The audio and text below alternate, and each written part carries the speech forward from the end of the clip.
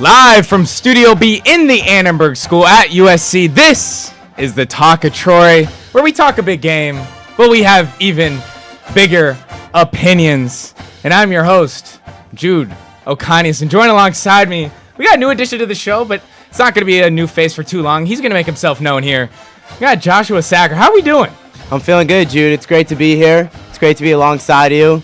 And I'm excited to talk sports. Yeah, we're coming into this. Well, you're coming into this with a brand new look at this brand new studio that we've gotten kind of an opportunity to walk through a little bit. What are your first takes of just this? I mean, it's kind of insane. I mean, it's beautiful. It's extremely professional. And as someone who's come from the print journalism scene and now moving into broadcast journalism, I think seeing everything they've done in the Annenberg Media Center, but especially here in Studio B, it's gorgeous, and very lucky to be able to share this stage with you. Yeah, as we continue this music going, because we want the celebration to continue to go on. I think to give everyone a quick update of what is going on. Well, look, we had a tumultuous summer. So our YouTube channel, for those that didn't know, got completely shut down. And so pretty much for this last month, it really shout out Cristian and the USC faculty because they really clutched up. Just this week, we finally got a YouTube channel. So it's so good to say that we finally got a YouTube channel. We're finally able to go live. But it's been a hard grind to get here. There's been a lot of hiccups. I mean, this new studio, as fancy as it looks, there's a lot of new problems that come up with it. So we are still learning. But you got to let the people know, Josh. Who you about? They see the Yankees jersey. So they clearly could probably already assume some things. But what are the teams that you support? I think born and raised in New York City. Now I live in New Jersey, but diehard New York sports fans. Yankees, Jets, Knicks, Rangers if they're in the playoffs. I'm trying to get into hockey a little bit more, but live, eat, breathe New York sports. Yeah. Well, let's talk about then. The New York Yankees got to pull off a victory versus the Red Sox, 4-3, able to even the series at one apiece. Game 3, but it's really Game 7 tomorrow for the New York Yankees. How are we feeling? I feel good. I mean, today was a little nervous. Rodon on the bump. I think he gave up 3 runs, but he went pretty deep, went seven innings. I think the Yankees, my issue with the Yankees right now is Aaron Boone as a manager. I think there's some lineup issues that he had in the first game. Sitting Ben Rice and Jazz Chisholm were costly. I'm a big Ahmed Rosario fan, but he went 0 for 3. Yes, I understand. Crochet on the mound. Insane lefty. You want righties to hit, but I think when it comes to the postseason, you want your best players out there, and we saw that tonight. Ben Rice, 2 for 4 with a homer. Jazz Chisholm did go 0 for 3, but he had a huge potential game-saving play. Yeah, he made the plays when they mattered. And you saw him fly. Wells hit the double, and he flew around the bases and got the game-winning run for the Yanks. So I think if the right lineups are in, I think the Yankees are a better team than the Red Sox. It's just all about managerial, Alex Cora versus Aaron Boone, who can win, and it's do or die for the New York Yankees. If they want to come up, Cam Schlittler, a rookie on the bump, Game 3. As a kid growing up, what more could you want? No, you can't ask for more. And Jazz Chisholm, I know even like there was, kind of, you don't want to call it tension or whatever it may be between Boone and Chisholm. Kind of seems like that way it's been going through this whole season. But he made plays when they mattered. Like you said, especially the defensive play to hold the runner at third base, not allow a single run to get in. Yeah, I'm excited to watch this game. I assume it's going to be at the same time that it was because all these series are tied. Now we'll see what happens with the Dodgers, and we'll give you a live update. It's the top of the 6th inning. Dodgers leading 3-2.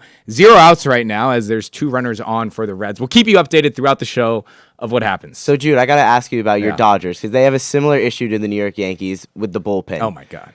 How confident are you with the Dodgers bullpen, not just in this series, but going forward with World Series aspirations? Not confident. I'd say not confident. This team has to get a perfect 7 innings from their starting pitchers. Blake Snell was incredible on the mound. The moment he left, that 8th inning, I think it was 4 or 5 runs, maybe 6 or 7. No, I'm kidding. But probably 5 runs allowed, and it was just hit after hit after hit. And I'm going to be honest, the Reds, they're a good team, but you're going to play teams like the Milwaukee Brewers, who the Dodgers have already seen this season, who got swept by them, or the Dodgers got swept by them. It's going to get ugly, especially if the Dodgers are going to have to rely on their bullpen.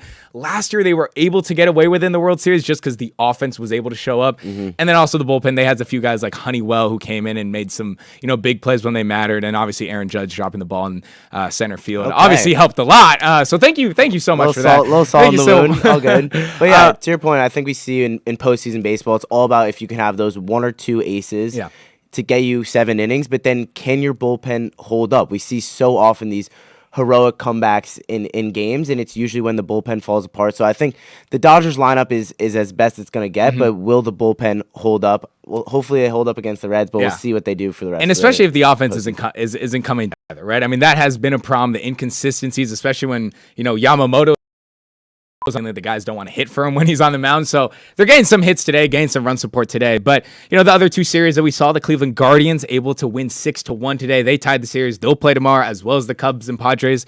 So all 3 matchups thus far will play tomorrow, Game 3, which is going to be exciting. We got now 3 straight days of pretty much 3 games or more baseball. I think it's great for postseason baseball. And when they made the change in 2022, I think this was the league's goal. They wanted these intense wild card series. And in the past, I think I saw a stat today, only 4 of 20 series had gone to that Game 3. So I think it's really interesting to see these games go to Game 3 and just brings the excitement of October postseason baseball. So we'll see who shows up for the Guardians and the Tigers, and then same with the Cubs and the Padres. But we'll see if the Dodgers can close it out and be the only team to not send the game to third. It's loaded bases right now for Yamamoto. Still Dodgers up 3-2. No outs right now in the top of the 6th. So we'll keep you updated with that very much. But to get to your last point, I do agree. I think this is good. We're not even the meat of the postseason yet. So the fact that it's starting off like this, we're seeing the competitive juices flow. It's great. Now, competitive juices were also flowing Sunday night when my Dallas Cowboys, and it's funny because this is a new channel, so we don't have any footage from the past, which is maybe good because now there's no footage of me getting my head shaved. No, there definitely is somewhere in the universe. There is my head getting shaved.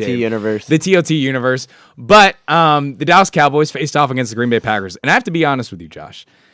I didn't even think the Cowboys had a chance in this game. I did not think the Cowboys had a chance. Our defense was abysmal through the first 3 weeks, and even in this game versus the Packers, it was terrible. But we got a tie. Yeah, I took the Packers minus 6.5 in my spread pick'em that I have, and I put them at my highest confidence. So I will say, Dak Prescott balled out. And to be fair, and I'm gonna get hate for this. I'm gonna sound like a homer, but Dak Prescott has been the best quarterback in the NFL through 4 weeks. He leads the league in passing right now, and to be honest, the way he's operating this offense, I don't think there's a better quarterback right now. I think you sound a little bit like a homer, but I think Dak's been spectacular. I mean, obviously, the issue with the Cowboys has been their atrocious defense, ranked complete last in the NFL. What do the Cowboys got to do to switch up this defense? Matt Eberflus being fired would be a start. Nice. I mean, definitely fire our defensive coordinator. You can't really make money changes right now. I mean, unless you go and trade for, I heard some maybe talks of getting Max Crosby. Look, and so obviously the big news was Michael Parsons returning. And the pass rush has obviously taken a huge hit. And obviously it would because you're losing a dude who was producing 12-plus sacks a season. And I'll get to this point real quick. Michael Parsons, we talked about this pre-show, but he had a 94.2 PFF grade. That was a perfect PFF grade, by the way. That was a perfect PFF grade. You watched the game. I watched the game. I heard Michael Parsons, outside of maybe when they did like the storylines, I heard his name in action maybe twice. Maybe twice. He got recorded a lucky sack, but I feel like it was right at the line of scrimmage. Yeah. I'm not really sure how he got a perfect grade when there's DNs like Aiden Hutchinson who had 2 forced fumbles and a recovery that led to a dominant Lions win against the Browns. How is Micah Parsons getting a perfect even grade? A USC legend, Tuli Pelotu, who had 4 sacks versus the Giants. Yep. I mean, so like, how are those guys not getting PFF grades? But let's get into the major point right here. Should the NFL get rid of ties? They've had it since 1974. There's been 30 since the creation of this rule. Should the NFL get rid of ties, or what's that next move to maybe continue the competitive nature to a win? Yeah, the answer is yes, and a definitive yes. And if you disagree with me, please, I'd love to come have this argument with you. Who wants to gear up for the week, ready to watch your favorite football team play, just to end in a tie? Like, I would honestly rather my team, sounds crazy, rather them lose than end in a tie. Like, no fan wants to see the games end in a tie.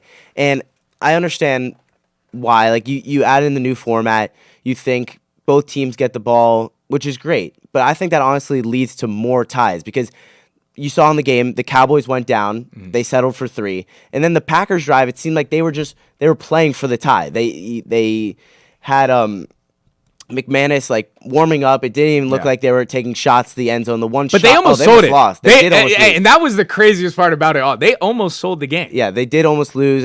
Jordan Love, I mean, the clock management would have been atrocious if they end up losing that game. But I think they need to move to college rules. I'm a big fan of the first overtime being exactly what it is. I think it's fun. It's don't change tradition too much. Have the fans have the game that they love, but then it shouldn't end in a tie. Go to the college rules. You get 2 drives from the 25, and then you go to the 2-point conversions. What do you think? You took the words out of my mouth. I don't disagree with that at all. And I think this is funny because we think, and this kind of pissed me off a little because I think I was a little bit more mad about the tie the more I thought about it, because I truly believe the Dallas Cowboys actually should have won this game. There was 2 opportunities. First of all, George Pickens should have not scored the touchdown when they had the chance in the end of the fourth quarter. He should have just stayed in bounds, wasted the clock. Second of all, after Dak Prescott made that throw to Jalen Tolbert, which was sexy. All right, that was an MVP level throw. Put that Vine boom on for me, Jadon, because that was sexy. All right, thank you. It was sexy. But we can't score within 5 yards? I mean, what are we doing? We have Javonte Williams, who's actually been a surprising pickup in free agency. But we're not scoring right there. That made the loss hurt a little bit more. Or the tie, I should say, not even the loss. Feels like a loss. It feels like a loss, right? It doesn't, you can't feel happy about a tie. You just can't feel happy about a tie. So I agree. The tie rules should change. We should not have it, because at the end of the day, some teams got to win. This isn't soccer where you have relegation and you have a table. Like, you have conferences, you have divisions. A tie doesn't do, at the end of the year, you're always wondering, like, okay, is the tie going to be a win? Is it going to be a lot? Like, how do I even calculate that into the equation? Exactly. And tell me this. Name me one other major 4 sport that has a regular season game and in a tie. None. The NHL had ties for a while. In 2005, they got rid of it smartly. Obviously, Major League Baseball, we go to extra innings. The NBA, multiple overtimes we've seen.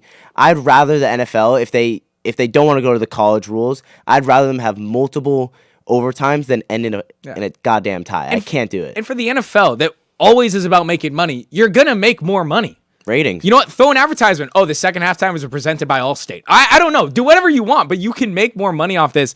The one thing that pissed me off, and we'll finish on this, like George Pickens said after the game, he didn't even know that there could be a tie. What? How are you a professional wide receiver and you don't know there can be a tie in football? No, I dead ass. Like, I feel like we've seen a few instances of guys, like, when they learn of a rule, they're like, how is that possible? It's like, I understand, like, a tie. This was only the 30th tie in 50 years, 60 years, whatever it may be. But you got it. Basic rules. I mean, basic rules that as fans you feel like you would definitely know. I mean, that's blasphemous to me. I mean, you're growing up if you're a football player, I think you're growing up a football fan, and even if you're not, as a player, you should be studying the rule book and knowing. That's not even like a complex rule. That's not a complex rule. It's just like a known thing in the NFL. It is a known thing. Anyway, Jude. Yeah, we got to talk about it. So the Cowboys tied last week. Yeah. I'm projecting a Cowboys win next week. You know why? Why? Because they're playing my New York Jets football. So pre-show, we shook on this. We shook on this bet. We're gonna continue this bet for next show. I mean, we shook. Yeah. I was kind of blindsided, but we definitely shook on it. Jude kind of put his hand out. He's like, "Let's." Well, no. I didn't put my hand out. I first said, Josh, whoever wins this game, the other person should wear the opponent's jersey on the next show. And then I put my hand out. So it wasn't Josh, shake my hand. Now I'm going to tell you the rules. Sure. I wasn't really paying attention, but you're saying completely fair. Long day of classes. So tell me, what Cowboys jersey am I going to be wearing? That's a good question, because 2 of them are Amari Cooper and Micah Parsons. Ooh. So I'll probably put you in a I don't think I have my Dak Prescott jersey. That would have been good. That would have been great. You know what? Actually, you're going to be wearing my Sauce Gardner jersey because JF won. No, I'm kidding. I can't even bring myself to pretend like the Jets are going to win a football game, because last week at the Dolphins. I'll put you in a CeeDee Lamb. By the way, I'll put you in a CeeDee Lamb jersey. Sure. It's respectable. That's respectable. Yeah. Top wide receiver. Yeah. I'd rather wear that. The New York Jets looked atrocious last weekend against the 0-3 Miami Dolphins. They had 13 penalties for 101 yards. Aaron Glenn, I watched a video of a side-by-side between Aaron Glenn and Robert Saleh saying the 3 same quotes about, we're not the same old Jets, we're growing, we're building. I've been hearing that for the past 15 years of us not making the playoffs. Yeah. It's the same old Jets. It's so undisciplined. The secondary is terrible. I don't know why Andre Sisco or Brandon Stevens are even touching the field. Yeah. They should be playing in the XFL at this point. But, I mean, I think the Jets have a lot of issues. And all that's being said about the secondary, the Cowboys have a worse secondary.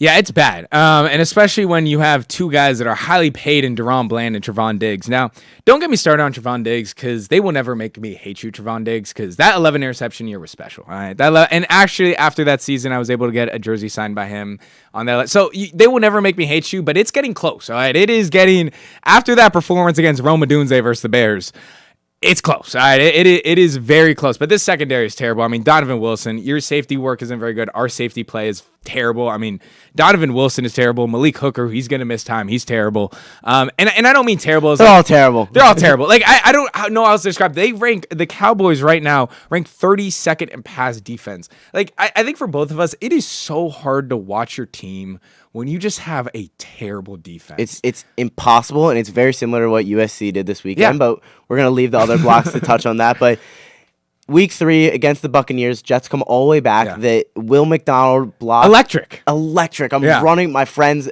running across the room. I sit back down right after. I'm like, but we lost. Yeah. They're like, what do you mean? I'm like, Baker's going to march down the field. Yeah. We lost. Yeah. And what It's did he do? inevitable. He did.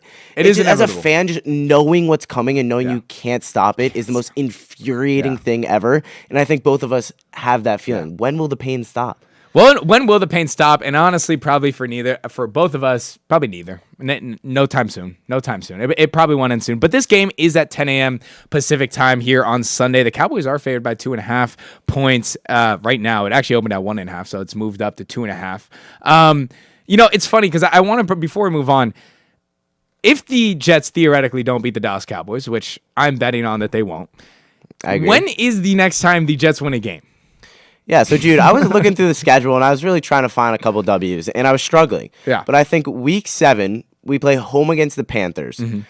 I think the Panthers got very lucky that 1 week against Atlanta, and it was a little bit of an anomaly. I don't really think the Panthers are a good team. I think the one thing about the Jets is they have a good pass rush. Quinn Williams, Will McDonald, Jermaine Johnson. I think guys can get to the quarterback. I think they can fluster a short Bryce Young. Mm-hmm. I think they can squeak out a win there. If they don't, they play at the Bengals. No Burrow. Jake Browning has looked horrendous. Mm-hmm. I think you got to be able to get a win there. And if not, then home against the Browns. Yeah. The Browns have also looked terrible. They're going to have Dylan Gabriel now, rookie quarterback. Maybe they even go to Shadur at that point. You'd hope the Jets could pick up a win. If they can't get a win in those 3 games, the New York Jets have a very good chance of going 0-17. Yeah. Very good. You said the next possibility would be week 16, 15, whatever it may Against be. the Saints. Against the Saints. Because I think the Saints are actually the worst team in football. We're the second worst. I think the Saints are the worst team in football. There's just so much to be upset about. And I think my dad and I, we have this quote every year. It's there's always next year. Yeah. And usually. But what did your dad text you recently? Oh, yeah. So my dad actually recently texted me, and I love him. He made me a Jets fan, but he texted me after this past week, and he said, if you want to switch teams, I'd understand.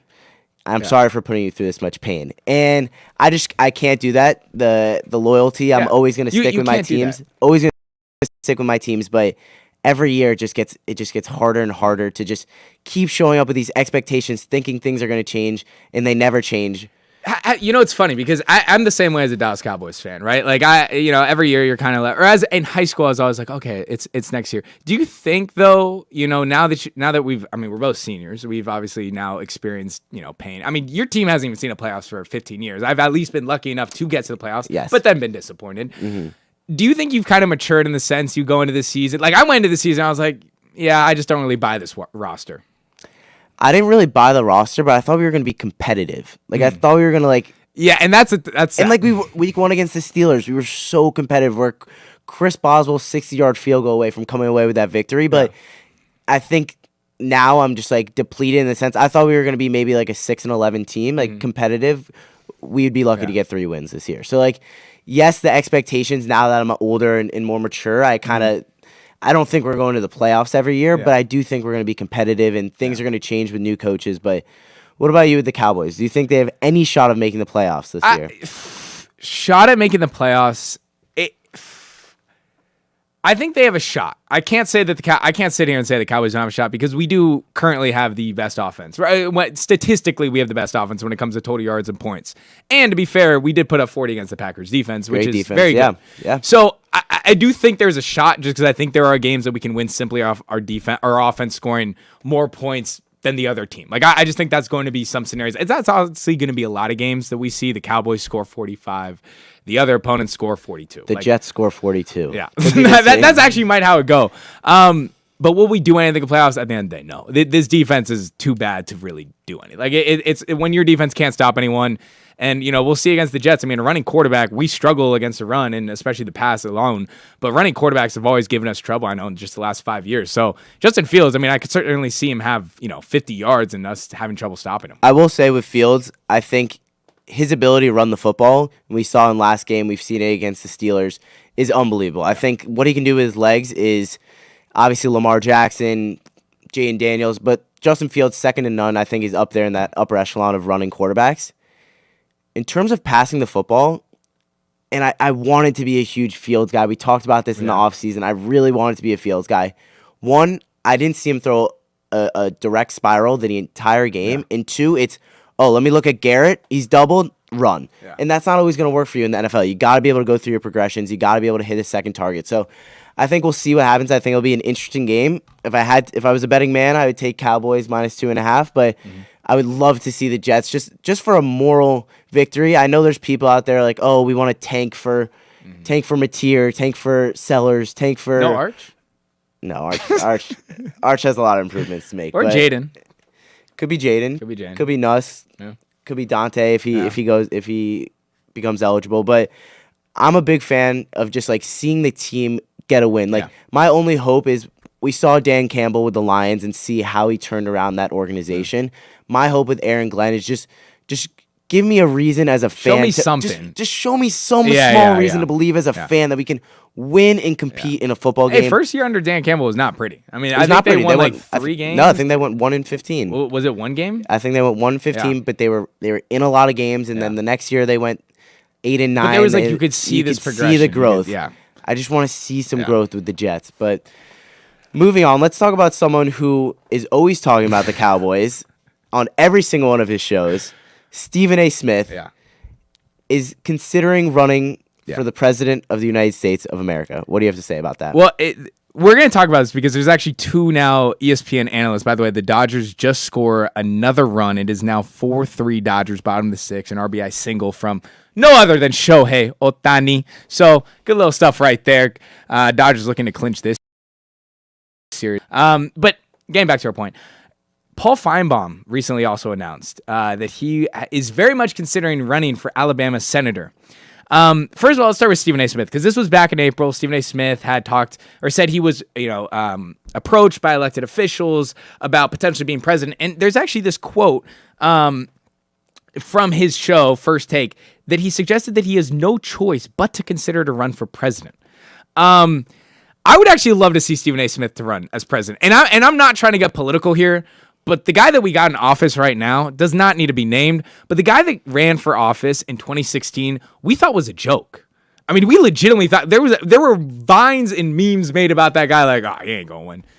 It could be the same thing with Stephen A. Smith. I think it'd be even more exemplified if Stephen A. Smith ran for office. And I think people who just know him from the sports world would tune in to those debates. Like, I would love to see Stephen A. Smith in a primary debate. Like, how great would that be? Like, that's the thing. That is his whole job. He debates. That is his whole job. And I think the one thing I can respect about Stephen A. Smith, and like I said, I'm not trying to get political, but he is willing to talk to. He's on Sean Hannity's show every other week or week. I don't really watch it, but he is on that show consistently. Like, he's talking to both sides. And so I think, if you're looking to vote for someone, you want someone who's he knows on both sides of the aisle. He knows how to have deliberative conversations, mature conversations. That being said, could I see Stephen A. Smith as our next president of the United States? Again, not to get political. It would be a long shot, but it would be. I think he would have a chance to at least make the ticket. Yeah, like he'd at least make the ticket. After that, they'd probably start to actually test like his knowledge on like. I mean, he's obviously a very educated person, but like it's just overall base of like, could you actually run a country? Let me ask you, what is a higher chance? Feinbaum winning the senator position in Bama, or Stephen A. Smith? Let's just say getting to the primary. Ooh.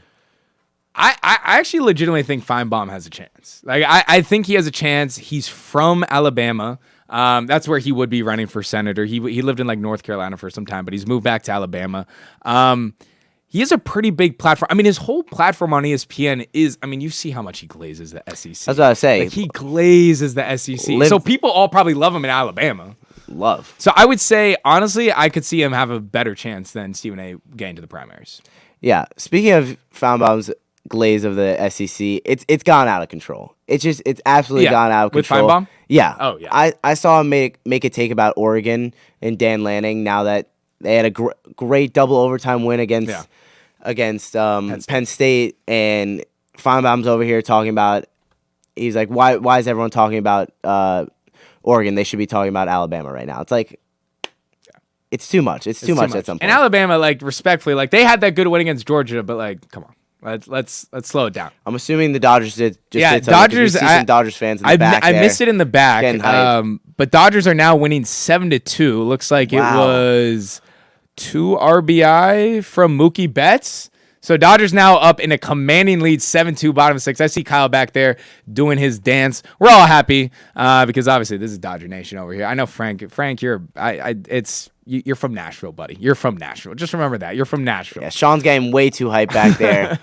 I want to finish this because, it's funny. So I haven't been on this show. We have about 4 minutes left.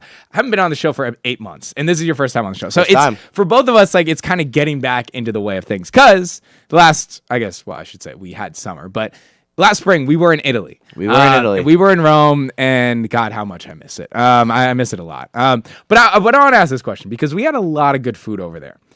Question for you. Ooh. How much Italian food have you had since you've come back? Since coming back. And this is, how many times have you gone to a restaurant? An Italian restaurant. Yeah, that's a great question. I will say it's definitely decreased compared to what it was before I went to Italy. Just because when we were there, we were getting unbelievable Italian food. Unbelievable. Not every night, but like multiple times a week. And it's just hard to replicate that. Yeah. Obviously, there's some incredible Italian restaurants here in LA. But I think that quality of food is definitely something that I miss so greatly. How about you?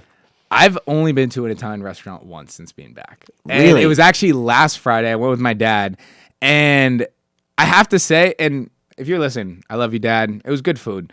But it's just not Italy. Like, it's just not. And it was great. Honestly, the service was great. I think the company, or like the restaurant, like the owners were originally from Italy, and they brought, and like the servers obviously spoke very good Italian. And you know, it's funny because, and only me and you will understand this, and maybe some Italians that are listening.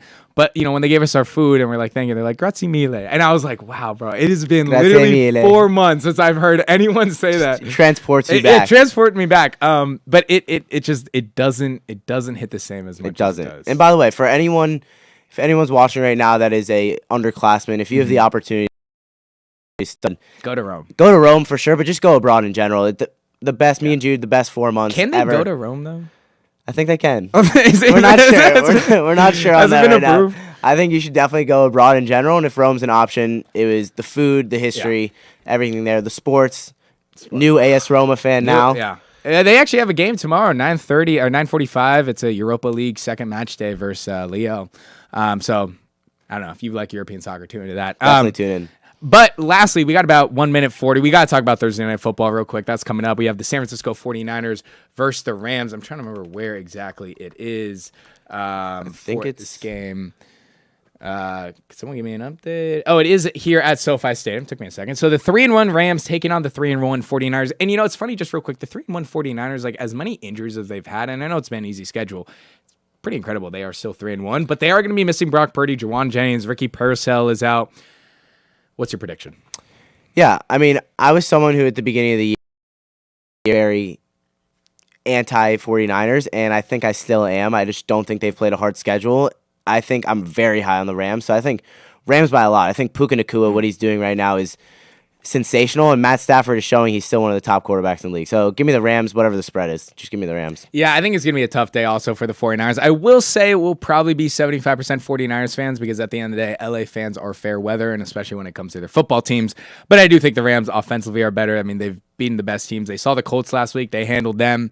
The 49ers against the Jacksonville team really struggled. And Brock Purdy was in. Honestly, I expect CMC to have a ridiculous game like for the 49ers. But at the end of the day, PPR monster. Yeah, I think Puka Nacua is playing like the best receiver in the league right now. And I don't think there's a question about it. Whose house? Cowboys. But that has been here for the A Block. I've been your host, Jude, alongside Josh Sacher. And get used to it, because we'll be back next Wednesday to continue to talk much more sports as, baseball season it's, by the way, loaded bases for the Los Angeles Dodgers as they are up 7-2, still bottom of the 6th and just one out. So when Frank and Kyle come on, we probably should be hearing I said the Cowboys. The Dodgers should be having more runs. But other than that, it's been your boys, the Triple J or the Double J's. We'll see you next week.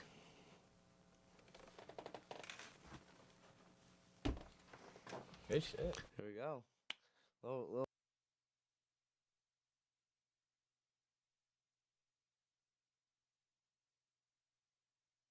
I just lie awake and think of pleasant nights we've spent under summer's magic spell. But when autumn came, her love did not remain and made my world a living hell.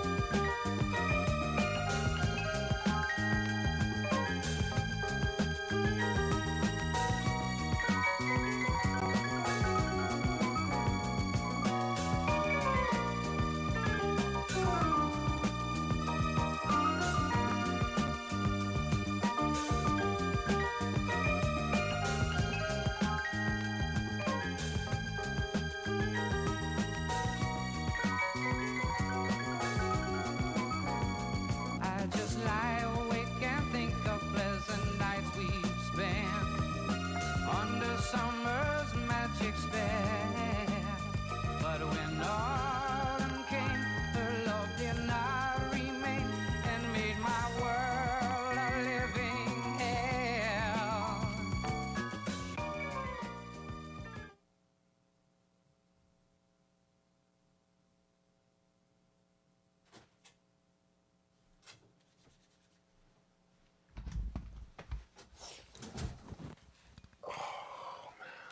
Let's go.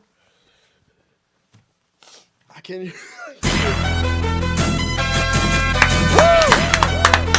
You know what time it is. Let's go. Let's go. Come on. Come on. Come on. We're back. Look, I be riding through my old hood, but I'm in my new whip. Same old attitude, but I'm on that. They say they gon' ride me, see me never do nothing, cause they know that's the reason they gon' end up on the news. On my wrist, bust down. We poppin' bottles like Oh, it feels good We're to be so back. Oh We're so my back. gosh. Oh, Frank. I gotta say, Wow. it feels good to be back. How's your summer, man? It was summer? awesome. It was awesome. It's the first show back here on the Talk of Troy. And we're going to see what you have to say today for Boston Bias. Obviously, we're going to keep that going. Yes. But I'm liking the new studio. What do you think about it? What do you think about it? It's beautiful. It's roomy. It's aesthetic, and I'm loving it. I'm loving the atmosphere. What do you think? Yeah, what do they say? Feels good. That's what I'm feeling right now There you because go. it's all new equipment. We got cameras. We got a whole setup. I'm looking like Kai Cenat. I might start streaming. Who Hey, knows? you know what though, Kyle? New setup. Same Kyle and Frank. We're right back to it. That's what it is. We're right right back back in to it. action. So speaking of Kai Cenat, I don't know if you watched yesterday. He had a special guest star on his stream. Ooh. Obviously, he's been doing his Mafiathon 3 in Los Angeles. So he's been streaming every day for the last 30 days, 24/7. And he had the man, the myth, the legend, Lakers superstar, LeBron Raymond James. That's who he had on the show. So why he had him on the show, this was actually interesting. So Kai Cenat has been a streamer for these last couple years, and he had LeBron on his last day of his Mafiathon 3 Yep. if he got to 1 million subscribers. He ended up getting that the Crazy. day before. Crazy. And so the incentive was if he gets to 1 million subscribers, he was going to have LeBron cut off his dreads. I mean, that's a big accomplishment, though. And it definitely is because Like, wow. he's the only streamer on the internet right now Crazy. that has 1 million subs. So he's been breaking his own records every time he goes live or have these like mafia-thons like this. This is the third one. He says it's going to be the last one. It's crazy. Hey, shout out Kai Cenat, man. Yeah. If you're tuning in right now, shout out Kai Cenat. Hey, up and coming. Always pay attention. That's right, We always yeah. might say the craziest things on here. Oh, okay, all right. Thanks. Actually, hey guys, Did you let Jude welcome know Kai that? Cenat. No, okay. Hey, Sorry, miss. Frank. My God. bad. My bad. Okay, I'm God, sorry. bro. I'm sorry. Okay. I'm All sorry. right. Can't be doing that, okay? We got to chill. We got to act. You're right. You're right. Act like we've Professionals. been. Act like we've been here before. All Right. good. So, he had him come on the show, cut off his dreads, and right after that, after Kai Cenat showed LeBron around the house, all these different things with his family, with his daughter Zuri, LeBron went back to practice for the Lakers in El Segundo at the practice facility. There you go. So this was very interesting. Obviously, basketball season's about to come up. We got to talk about this. Mm-hmm. I'm kind of curious to see what the Lakers are going to do. We had some new additions in this past Right, offseason. Right. This is true. Okay, including Marcus Smart and DeAndre Ayton. Those are defensive key pieces that we definitely needed. Don't say Marcus Smart. It's okay. See, I'm I'm still gonna say it even heartbroken. louder. Marcus Smart. baby. No, chill. Yeah, Okay. Marcus All Smart. right, You chill. know what time it is. All The right. new Los All right, Angeles all right, Laker. all right. But I mean, he's a great player. He's a great defensive key aspect for the team. But I really don't know how to really think about this team because Marcus Smart is obviously a great defensive player. DeAndre Ayton is going to be dominating this year. Going to get the Okay, rebounds all right. that you so-called were saying we can't get rebounds last semester, whatever. So you got one big man. Oh, you got one big man now. Hey, congratulations, man. Hey, fist bump. Fist bump. No, I'm not. No, because you know what? We got the big man, and that's okay. But see, now he's in a place where he wants to play, so that's fine. That's fine because he's gonna give me the rebounds I need. I mean, there's been It's a DeAndre okay. Ayton experiment in many different places. Well, he Has it didn't wanna- worked out he- extremely well? He didn't want to play. He Más o menos. didn't want to play there after 2021. So We'll see. I have an idea of what this future, Lakers team will look like for this upcoming season. But it's also LeBron's 23rd NBA season. He's the only player to play 23 NBA seasons. Some people are calling it quits. That it might be after this year.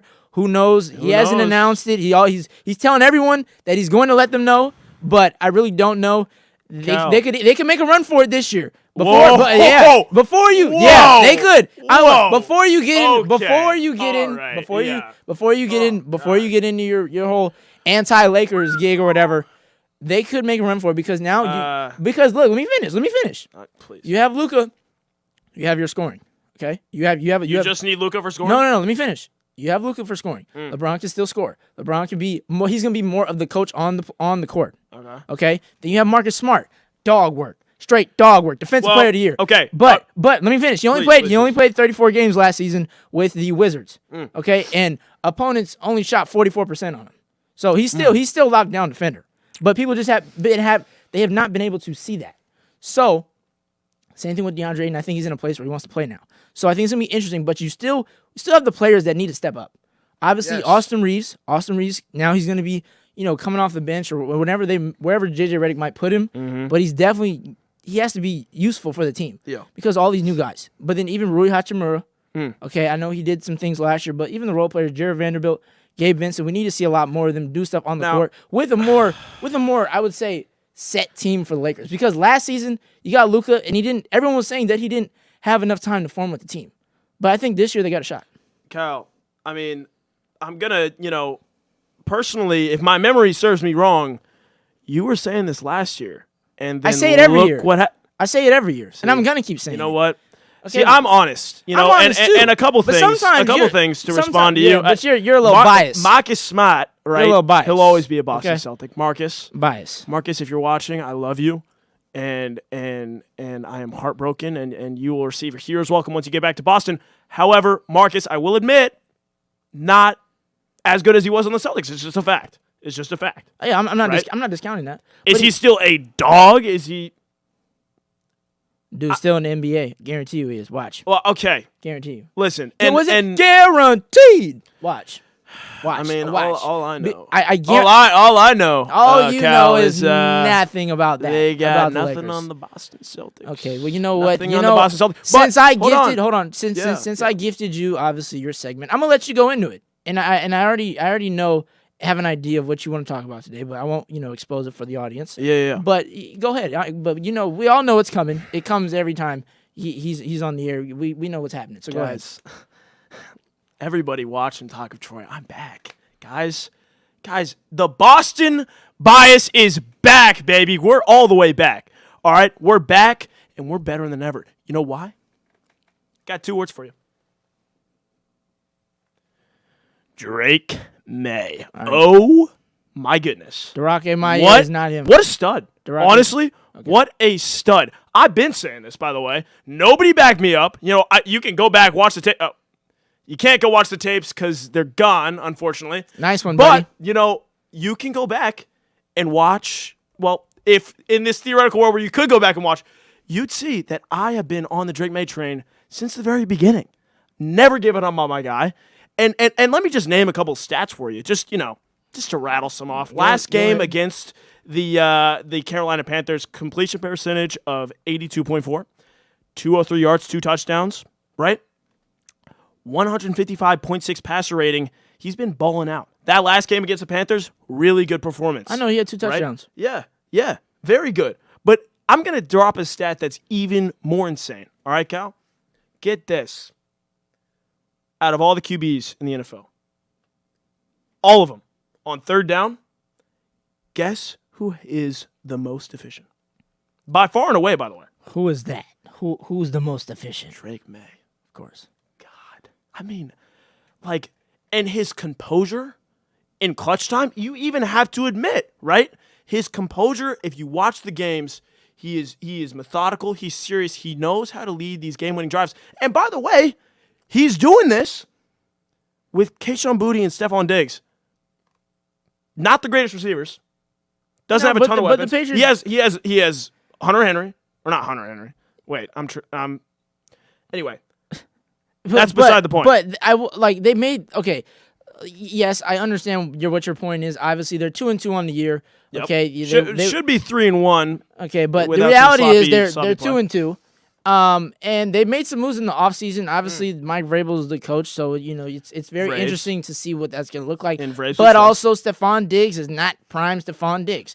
So I will agree with that. So I know he had a great outing last week. I'm not discounting that.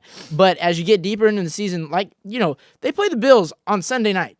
Which, by the way, On Sunday calling night. it now, calling it here, putting it out into the world, Don't listen to him, please. We're talking The about Josh Patriots Allen. We're talking about an MVP will win. winner. We'll beat the Bills Okay. this Sunday. All right. Well, Sunday night, somebody's in prime time, Stephon Diggs marches right back into Buffalo and proves himself. somebody's against in the the Bills Lulu fans. world. I mean, Hold up. Wow. Let me call to make sure you can get some help real quick because I just want to make sure you're all good over there because that's not going to happen. I mean, That really is not going to happen. if Drake May puts on another performance like this one, I could see it happening. Also, by the way, Will Campbell, first-round draft pick, done pretty well. 159 snaps, 8 pressures, 5 hurries, 0 sacks in the last game. He's getting into a groove, and I'm liking, is the Patriots O-line perfect? No. Is it getting to someplace better? Yes. So, the Patriots, everybody, we're looking up. I'm excited to see what's coming out of New England. Completely unbiased take there, by the way. Just excited to Sure. see what's coming out of New England. Sure it is. Well, it's very interesting you talked about the Patriots today because, I thought you were really going to talk about the Red Sox. But, wait, let's not talk about what happened to them because I think the series is what, 1-1? Cal, the it's one. the one wound game. is still open. It's one game. It is- one game away. It hasn't even started to heal. It's really a game 7 You're just, tomorrow. there's salt and you're just No, pouring it that's- right into the wound. That's what I do. All day, every day. Just hurting me. Meanwhile, honestly. let's I thought we were friends. We are, but meanwhile, let's go over to the West Coast right now. The Dodgers right now are up by 5 runs, and we already got 1-0 lead on the series. So up against the Reds. Relax. It's all good. It's a wild card. So it's Up against the Reds. It's the top of the 7th, but I'm just I'm just stating the obvious. And what is that? I'm just saying what I'm seeing. So And what are you seeing? that the Dodgers is winning and the Red Sox is losing. So that's all I'm saying. Okay, I don't like that clapping going on back there. I see some clapping back there. Just That's- let's keep that under wraps. All right. So That's really all I'm saying. in terms of winning and losing, the Red Sox, nope. And I'm seeing so the Red Sox won game 1. And by the way, I'm just gonna throw this out there into the ether, into the universe. No team in the wild card has ever won game 1 and then proceeded to lose the series. just throwing it out there. Don't want to jinx myself. I'm very superstitious, right? It's all good. But don't think these Yankees have what the 04 Red Sox had. When they won that World Series and came all the way back, only team in MLB history to do it, to come back down 3 games and go the distance and win the World Series. Yeah. Only team to do it. Well, Were you even alive? yeah, we What? definitely weren't. Were you even I was about to say alive? I that. think there's Thanks, something Jude. wrong with the headset. I can't Were you hear even what y'all alive are in saying. 2004? Thanks, I Were you was- alive I was in about to say that. 2004? I It's all good. was. Do you remember the helmet catch? Get a load of this guy. Get a load of this guy. Who brought him in here? But I've watched countless documentaries with my father, if that counts. And I was up in the heavens, watching down, and no, I was not alive. I was not alive, but it's still a great story and a great memory, Kyle. yeah, I'll Great give- memory, I'll but- give that. Well- I'll give that to you. It's all Hard to good. be a great memory.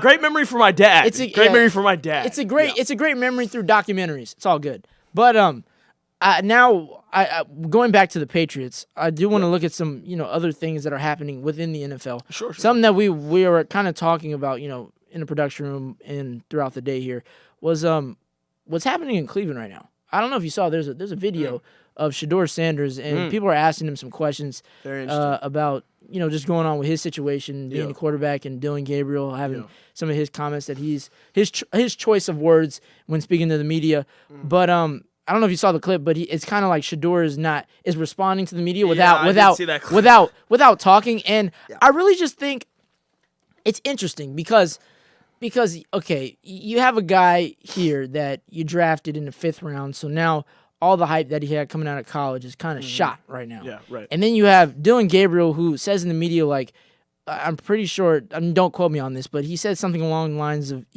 if you keep waiting for the perfect time, like, that perfect time is not going to come. So it's very ironic that everyone knows that Shador Sanders' thing is perfect timing, Shador, all his different things. And I just feel like dude, if I, at this point, we're on the same team. I'm no longer competing for a quarterback spot here. That's what I'm saying. And I'm no longer competing for a quarterback spot, but also, like, I'm a teammate, and it's like, you can choose to say anything else. Anything else. I mean, anything. Yeah. Anything. And you choose to say that. And I don't know if there's anything behind it. I just find it very ironic and interesting that it's, like, happening. Yeah, and it's at the end of the day, what you want in a quarterback is a leader of a team, a leader of the And they announced team that Joe as a Flacco whole. would be the starting quarterback, Right. or no, and backup. both of these guys are showing evidence that they're not in position to lead the team and put their own ego aside. I mean, and that is, I think, obviously, do I think Shooter is very talented? Yes. Do I think that part of the reason why he didn't get drafted higher was because people thought his character was, because people thought he was overconfident? Yes. Do I think he should have been overconfident? But I think- partially, yes. But at the same time, now that you are on the team, you're no longer being drafted. You're on the team. It's time to show that you're willing to be that team player, to put in the reps. And I really do think that Yeah. that's like that whole hype and everything has died off now. Like, Yeah, for him being detached from his dad, Right. detached from his brother. Like, Colorado's not doing the greatest right now in college great at football. all. But And like, Shiloh's but not in the NFL anymore. yeah, right? but Shador is one of the only Cleveland quarterbacks that I'm seeing actually go out in the community and interact with the community and doing all these different things, other than any other quarterback. And it's like, I know Stefanski, he said that Joe Flacco would be the backup quarterback, and that because people were wondering why Shador wasn't moving up on the depth chart, and I just kind of find it mind-boggling to where they got the win last week against the Packers, which that was very interesting. I wasn't expecting them to win, Didn't expect that either. but I don't really think he's really getting a fair shot. Definitely not. I think. I'll I think. also add real quick that he declined the Baltimore Ravens' offer to draft him in the 2025 NFL Draft. good Yeah, point. He did not want to be a and, long-term yeah. backup to Lamar Jackson. And What is Lamar Jackson doing right now on the He's sideline? injured, and the third string quarterback will be playing. And- Right? and the third that's- string quarterback will be playing. Shout right out now? Cooper Rush. And that's like the 50-50 toss-up when it comes to that, because think about it. If you're coming out of the draft, right, or you're a quarterback in the draft at that time, and you see Lamar Jackson, who's Lamarvelous Jackson, trying to get an MV3, Yeah. like all these different things, literally just trying to get I his wouldn't third wanna be MVP. drafted that team if I'm a quarterback, like, yeah. But when you're looking at it from a quarterback perspective, it's like, all right, what are the chances you play? Now, it just so happens that Lamar Jackson, gets injured, and the Ravens are, off to a very horrendous start. a little And bit rocky. I think that is based on their schedule as well. They've played some like tough teams. And even this week they play the Texans. Yeah. And so I think these first couple of games are like pretty ruthless for him. Yeah. But that's where the toss-up comes to where if you're a quarterback, to be honest, I'm not taking that. Like, neither am I. I I'm not taking won't that say, any day of the I'm gonna go be the backup for Lamar Jackson. I know Lamar Jackson is your franchise quarterback. Yeah, I know that. yeah. I'm an avid football fan. I want him to be that. Like, I'm not gonna sit here and try and be like, pray on his downfall and be like, I hope he gets injured. Yeah, no. Like, no one really wants that. So I completely get it, and it's like a series of unfortunate events that is just happening. Hindsight's 2020, right? I mean, he didn't know. Like, And it's he like, injured, right? Of a course. series of unfortunate events that is just happening to this kid. But I don't know how to feel about it. But since we're talking about quarterbacks, I want to go to a different to a different team. Similar colors, but we got to talk about Joe Burrow. I mean, what are you? I know you're very passionate about this because I think every year since the Super Bowl, we've been giving like Joe Burrow high hopes for what he could do to try to get the Bengals back to the Super Bowl. Obviously, we know the Bengals had some issues with signing T. Higgins, and that I don't know if you watched the game on Monday night, but Jamar Chase seemed a little frustrated on the sidelines with some of those plays. And so I just think the environment right there is a little like rocky right now because you just have all these different factors. All these guys are not all together on the same page, and I think it's just making it worse. Yeah, I mean, well, I think at the end of the day, that Joe Burrow's out. Yeah. I think that Joe Burrow is out, and personally, as a football fan, you just hate to see it. You just hate to see this guy continue. Obviously a talented quarterback. Yeah. Obviously a generational talent. I mean, he brought the team to the Super Bowl. Like, obviously, he has what it takes to be a quarterback in the NFL, but he's just been crushed by injuries, and I think mainly by management who has not put good guys around him. I mean, they haven't put good guys around him, and it doesn't seem like they're willing to. It's been that way for a while, and so I'm just like, I feel like I'm seeing Andrew Luck, happen again. Like, it's just generational talent, and he's not able to make it happen. It's just it's very, very sad to see. I will say since that like Super Bowl, I feel like that year after that Super Bowl, he had a real like chance of just really performing pretty well. But since then, like after 2022, like it's just been downhill. I mean, last year though, he was leading the league in passing yards. Yeah. If I'm not mistaken. Generational. And so, like I don't know. I think something's in the air because this is happening at the beginning of the season. And this has happened before, a similar situation with Cincinnati where they were depending on Joe Burrow to be healthy for, I believe it was a playoff game if they would have won, or no, it was a game to go to the playoffs. And if they would have won and they did win and someone else lost, they would have been in the playoffs. But I think it was the Steelers like won the game. But like different situations like that, it's just like they're just like crawling inch for inch for just like a breath of air to just get past. Frank, are you good, bro? There's something in my throat, man. Come down. Just to get past and into like past the regular season into the postseason and the playoffs. But I really don't know what's going on with this team. But I do know today's Wednesday night. Tomorrow's Thursday night. Yep. We know what happens on Thursday night. Thursday night football. True. 49ers Rams. This is a Rams. This is a Rams home game. It might be a 49ers home game because we know that 49ers invade SoFi Stadium. This is true. Some 49ers fans say that, that's their vacation house, SoFi, and Rams fans tend to disagree. Yep. So what is your preview or your thoughts on this game for tomorrow night? Because Rams look good right now. Well, and the 49ers are making some noise. I will say from week one, I didn't think they'd be kind of performing like this. Listen, there's something called deja vu. And what's that? Deja vu is a phenomenon where you feel as if you've seen something happen before. Oh, I know what deja but vu you is. just can't but... place it. Okay, I'll let you go. Right? It's okay. And My bad. what's happening with the 49ers and their quarterback, I feel like I've seen it before. Maybe that's because their quarterback is Mac Jones. Oh, brother. Patriots legend, Mac Jones. We're talking about Mac Jones from the 2021 draft class, right? We are indeed. Okay, so at one point, Trevor Lawrence was the only starting quarterback from that draft class. So keep going. Yeah. No, so I've dealt with Mac Jones before. Wish him the best. Do I think he's going to pull it out against the Rams this Thursday? No, I do not. I do not trust in Mac and Cheese to get it done. Mac and cheese. Did you just give him that nickname right now? You know, I'm a creative guy, Kyle. I just, I kind of spitball things. I just It's all good. I wasn't expecting that because Mac Jones. I was more relying on Purdy, but I will say I thought this dude wasn't going to do anything for him. Right now they're 3-1, and it's very interesting. Wait, Purdy's injured, right? Am I going insane? Purdy is out for this game. Yeah, right. He's out for this game. Yeah. But I'm saying just being able to like kind of, I don't know, see Mac Jones' name and watching his jersey getting floated around the league. In a sense to where, this guy's going to be starting Thursday night against Rams. This is a big game for them. And I believe the Rams are obviously the favorite. I think it's the spread is 6.5 or it's 8.5 now. It moved up or down in a sense. But I really like how the Rams have been playing though. Mm-hmm.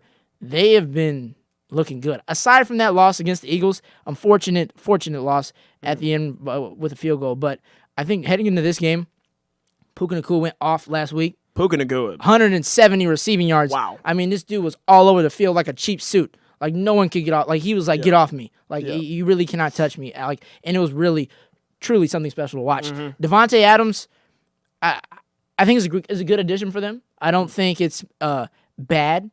But I will say, coming from the Jets to here, I did find it interesting that he would come to L.A. and be a Ram. What do you think about that? Who, Devontae Adams? Yeah. I didn't expect anything out of him, to be frank. Okay. Do you think that this could be a good fit? Him and Puka, obviously, with Cooper Kupp leaving the Rams or going to Seattle. Do you think this Devontae Adams and Puka Nacua sort of duo could be good for the Rams for the rest of the season? Hopefully, get them back into the playoffs. I think because Stafford definitely. Because I did not expect much, if anything, out of Devontae. I'm pleasantly surprised by his success. But it's it'll be interesting to see because obviously Puka Nacua, I played him in fantasy football, just absolutely tore me up. You didn't have him on your team? No, I was playing against him. Rookie mistake. Okay, relax, dude. You have him on your team? No, I don't. See, there you go. Because I'm not in the league, so I did that for a reason. Oh, okay. Yeah, okay. Give me the money line though. I'll take that all day, every day, baby. Ooh, wait. You think the Rams are gonna blow them out? I'll take the money line, not the spread. Oh, okay. I'll take the money line. Yeah, you're right. You're right. I'm all in there like swimwear. So all in there like swimwear. Haven't heard that one in a while. It's all good because last week Devontae Adams had 1 touchdown, and I think he had like 50 receiving yards. So again, it's not he's not in his prime and he's still putting up these numbers. He's been a consistent target. I think he's a good consistent target for Matthew Stafford. Last week Stafford had 375 passing yards maybe. I don't. Yeah, 375, 3 touchdowns. Yeah. Talk about a performance from this guy.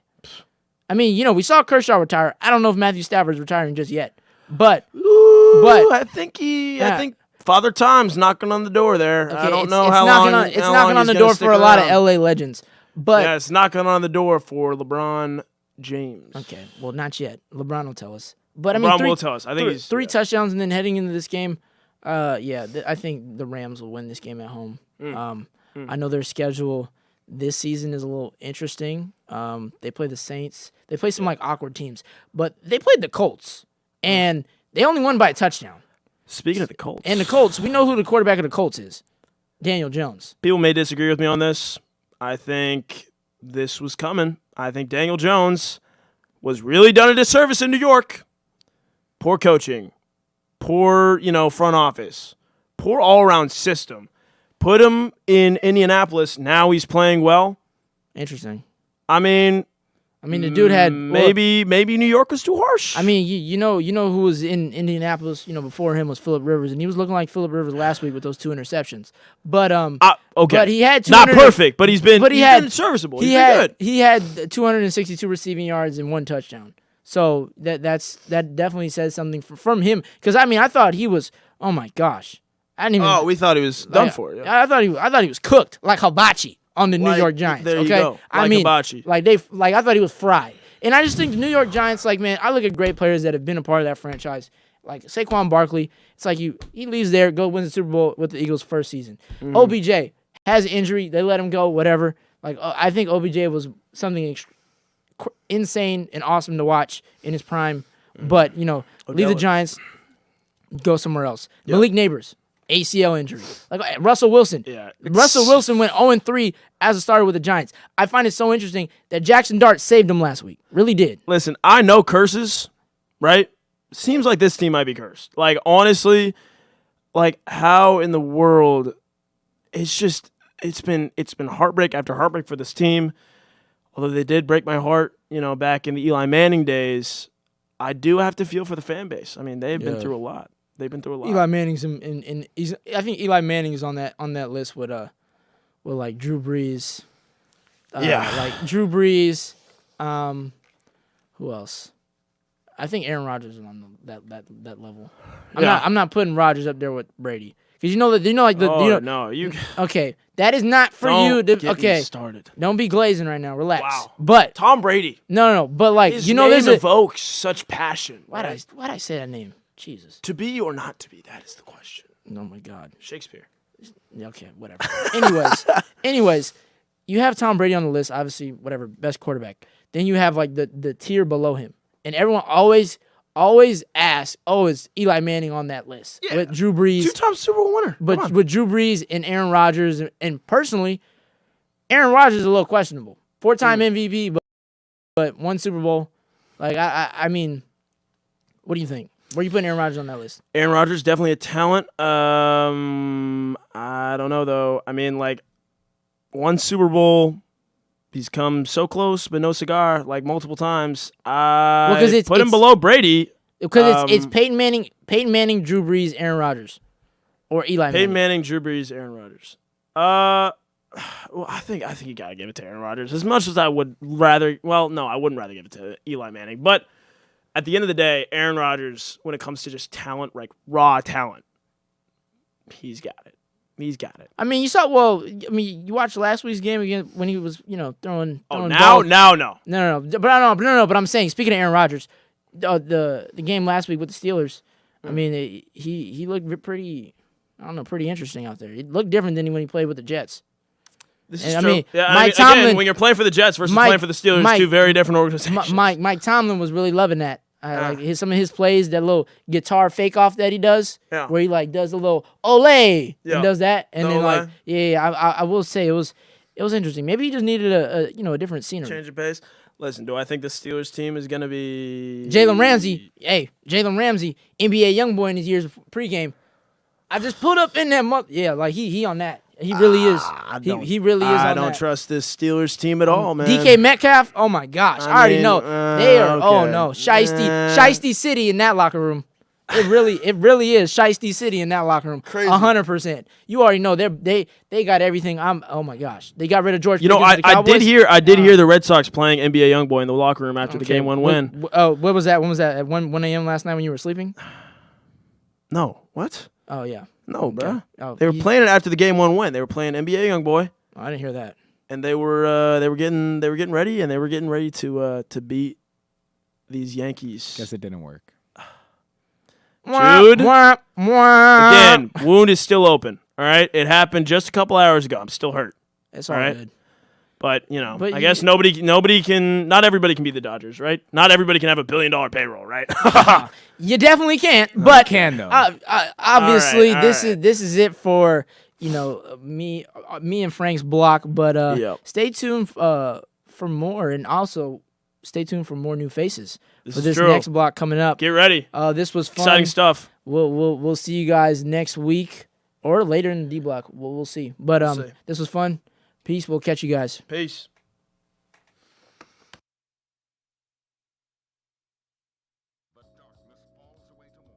As a lone masked manhunter, the world's greatest detective delivers 3 agents of a foreign power. Appreciate all the trouble you went to. You must understand. The experiments we've been conducting here are against our will. The biggest and boldest robbery in the history of New York, and a one-man job at that. So, you know who I am. Tell me, how did you figure it out? If you would permit me a moment to light my pipe, it might become clearer to you.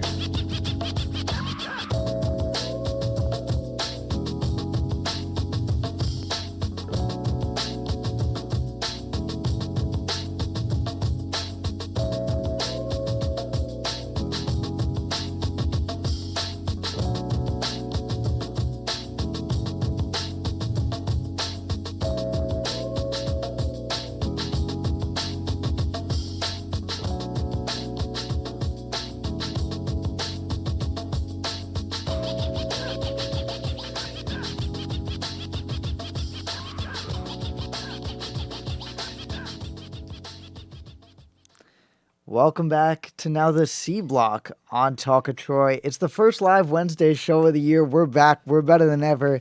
And my first live show here in the Talk of Troy. I'm Jake Manno. And I'm Shaun Shpall, and it's both of our first time here. We're in the new studio, as everyone said, but for us, it's all new. Whether or not this studio just got redone or not, it's our first time here. We're on together for the first time, and, really excited to be here. This can be a lot of fun. Yeah, let's do it. And let's talk about the prominent thing going on. It's baseball playoffs. Who's more excited than us? Obviously, my Mets didn't make it in, but you're a Dodgers fan, and they're going strong right now, up 6. So what do you got to say about it? Yeah, the Dodgers have looked great through 2 games. We saw them come into game 1, and Blake Snell throw an absolute gem, like we saw with starting pitchers yesterday that we'll get into after. But the Dodgers' offense looked good. They're hitting, and it's what the worry was. We know the bullpen's going to be inconsistent, and if you're a Dodger fan out there saying, oh, wow, the bullpen's getting shelled in October, you should have expected that. We knew that was coming. We saw it all year. This bullpen struggled. This bullpen isn't consistent. But that's what we know. We know these starting pitchers are going to come out and they're going to be dominant. But the big question mark for me and the big X factor for me was, are these position players going to come out and hit like we expect them to? Is Shohei Ohtani going to come out in game 1 of the wild card game and hit 2 home runs? And we're seeing that, right? We saw 10 runs yesterday. We've seen 8 runs so far tonight. So as a Dodger fan, I'm happy. 2 games. Hopefully we close this out. It's the top of the 8th now, and we can move on to the NLDS and start worrying about the Phillies. And I think you have to. I think the greatest thing about this series for the Dodgers is everything you expected has gone according to plan. Your starting pitchers have been phenomenal. Yamamoto has almost 7 today, almost 10 strikeouts and no earned. He's been exactly what you wanted from him. And honestly, the bullpen could be as shaky as they want, because when you have as stacked of a roster top to bottom as the Dodgers do, Ohtani's going to go out there. He's going to give you his best every game. He's going to be probably the polite Grim Reaper, as most people call him, just doing his thing. He's probably the best DH in baseball. Absolutely. Probably the best player in baseball. Absolutely. And I think should be the MVP. But you have probably the best 1-2-3 punch out of anyone in baseball. Shohei, Mookie, Freeman, that is pretty much a guaranteed run every single time. And even now, Mookie in this game has 3 RBIs. Yeah, and that's a great sign. We saw all year Mookie struggle, and there was a lot of question marks. Is this a down year, or is this the start of decline in Mookie Betts' career? We're seeing him hit that, I believe, age 32 season. And I'm sure the Red Sox in the Game 3 are really glad they gave him up. Very glad they gave him up. I'm sure the 3 hits that he had today. 4 now. 4 now, exactly. Look, Jesus, Mookie. But he struggled early in the year. He faced his struggles. He had that down year. So seeing him come out in a wild card game and put on that performance, because that's what you expect from Mookie Betts. It's Mookie Betts and it's October. Everything flies out the window in October. Nothing matters in regular season. This is Mookie Betts. It's October and he's going to show up. And seeing a 4-hit game in game 2 of the wild card is humongous for the Dodgers. Absolutely. That's what you got to love about October baseball. You have no clue what is going to happen. And honestly, good teams are going to fall to those who probably aren't as strong. And some of the best are going to look even better. It really depends on how it's going to kind of look for you, who's going to step up at the right moments. And you're going to see players that you've never even heard of be some of the Cinderella stories in October baseball. There was the Guardians last year who no one expected to make it as far as they did. And the Mets were the 6th seed last year, or the 5th seed last year, and they made it to the NLDS. Or CS, sorry. So a lot of things can happen in October baseball, but for this year, I think the story has to be on some of the starting pitchers. Oh, absolutely. If you're looking at game 1, the aces that we saw putting out unbelievable performances was so surprising, because a lot of these guys, it's their first real playoff start. It's their first time we're seeing Garrett Crochet on a playoff mound, and he went out against a Yankee team at Yankee Stadium. He went to Yankee Stadium and threw 7.2 1-run innings with 11 Ks. And seeing a starting pitcher in 2025 baseball come out in the 8th inning, already over 100 pitches, and give them 2 more outs, let them just get straight to a roll disc, give him 4 outs and end the game, is amazing. We're not seeing those dog-like starting pitchers that you're used to seeing, in the old days where you had the Kershaw, the Verlander. You could trust them to go out, get you 7 or 8.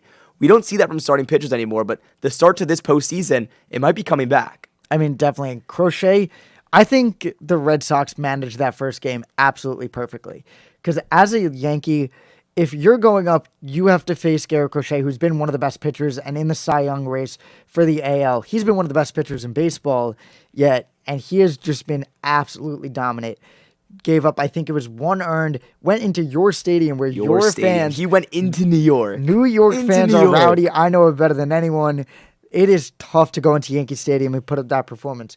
But then you finally get Crochet out of the game. You think it's all fine. You think you even have the chance to make a comeback. And then you play probably the reliever of the year in Aroldis Chapman. Yeah. It was incredibly managed, and it was so hard for the Yankees to get anything going on offense. And then you move over to the other wild card in the AL, and Tariq Skubal, probably the best pitcher in baseball The best pitcher over the in baseball. past 2 years. The best pitcher in baseball. Goes in, gives you almost 8, gives you 14 strikeouts, 14 Ks. and is absolutely dominant. I mean, and this is what we were expecting to see from this Tigers team. I mean, I think this is kind of how most people thought that the postseason, or at least this wild card round, would play out, in that Detroit goes in game 1, they're throwing the undisputed best pitcher in baseball, and he shoves. And he did. I mean, 7.2, 14 Ks, 1 earned run, the most strikeouts he's had to start in his entire career. There's nothing more you can ask for out of Tariq Skubal than 107 pitches, 14 Ks. I mean, he got you to almost the 8th. You bring in Vest. Vest makes that play at home on that ground ball, and they win the game. And then we go in game 2, the Guardians win it. But it's really impressive what we're seeing out of starting pitchers, top to bottom. We're not, like, over the entire season, we never saw pitchers really going past 100 like they're doing in the postseason. I think it's really satisfying to get to see that type of starting pitcher again. It's so hard in this era of baseball. You saw it so much in the early 2010s and before. Pitchers, or really aces, I should say, were going 8 innings into a game, and they were giving you their best day in and day out. Now you're not going to see that. But to do that and go 8 innings, give over 100 pitches of your best stuff with the pitch clock is absolutely ridiculous. These guys should be rewarded for that. They should get a name for that. And honestly, I think it should be talked about a little bit more, because you're not going to see it a lot. And the times you do see it really are something special. I mean, I think it's really interesting how that's really going to play out for the rest of the postseason. Like, do you think that these aces are necessary to win? Because if we're looking at the Padres, who are a very dangerous team in the NL, they really don't have any starting pitching. Oh, absolutely. Right? You're throwing Pivetta game 1. That's not an ace. No, I think, honestly, it sucks to kind of say, but I think a criteria to win the World Series is you need an absolute ace. And I think that's going to eliminate a lot of teams, and I think that does suck. But you have Garrett Crochet gives you a chance. You have Tariq Skubal, who gives you a chance. Even players like Max Fried, I would consider an ace. But then you go over to some of these teams who look so great. I think you need that ace because it gives your entire team a spark. Yeah. And I think momentum in sports is absolutely. the most important thing for any sport, and especially baseball. When a slow game happens, if you're going in with a little bit of momentum, if you have a little bit more spark into your team, it's going to carry you a long way. Yeah, I completely agree. And I mean, I think that's why we're really going to see that the Padres struggle as it goes on. It's not reliable to throw Yu Darvish out with a 5.5 ERA and say, yeah, go give us 3 or 4 innings, and we're going to let our 10 deep bullpen go in and close the game. And it's worked. It worked today. I mean, we saw them throw, how many was it, 4 or 5 bullpen guys? I think it was 5, yeah. Yeah, after Cease only went 3.2, and he goes 3.2 scoreless. He does what they need him to do, and they bring in a ridiculous bullpen. But I don't think it's sustainable in a 7-game series. A lot of these pitchers are having the same problem. Shaun had it on the Mets. They look phenomenal through their first time through the order, Right. and then they fall apart. And I think that is just completely not what baseball should be. You need an ace who's going to get you through the game. And honestly, I think it's better to have one of the top aces in baseball than have 3 guys who are kind of an ace, kind of not, potentially you don't really know. And that's why, honestly, I think the Mariners, who could be the favorites for some of them, I think they're going to fall. Because I don't think that they have the spark that some of these other guys do. I don't know. We saw Brian Wu. I mean, Wu's had such a great season. He had that All-Star year. I'm not trying to disregard what Wu does. I think he's a phenomenal pitcher. I think he has some really great stuff. But if you're telling me you think you could think of the top elite aces in baseball, is Brian Wu making your list? Probably not. I can't, like, it's hard to say yes. I mean, when we're talking Tariq Skubal, Garrett Crochet, Blake Snell, like, these are names that are running baseball, right? Absolutely. These are the best pitchers in baseball, and I can't say Wu after one season is really at that level yet, but listen, it's playoff baseball. Like we said, you kind of got to throw stuff out the window. Wu has the stuff. You know, he has the pitches. He has the arsenal to come in and be pretty dominant. So if that Mariners can find it, it would be pretty entertaining to see that team make a run at it. You want to know the one thing that I always kind of forget about that is so huge in baseball? What's that? And I think the Mariners kind of have it on their side. It's a little bit of home field advantage. Yeah. So I'm going to ask you a question. Out of the stadium, not even out of the stadiums you've been to, but I do want to ask you that a little bit later. Give me a top 5 stadiums in baseball. Top 5. This is tough because there's a lot of factors that you have to weigh in here, right? And I think that biggest factor that I'm going to put in my one is it has to be Fenway. Because baseball, at the end of the day, is a historic sport, right? Baseball's about the history. Baseball's about what has happened in the past. It's the longest standing sport in American history. And that's why you have to put Fenway at 1. And similar to that, I've put Wrigley at 2. Just the history there, what has happened at those stadiums. They've lasted for so long. They're so iconic. You have the Green Monster. You have the Fern out in the center, out in the outfield for the Wrigley.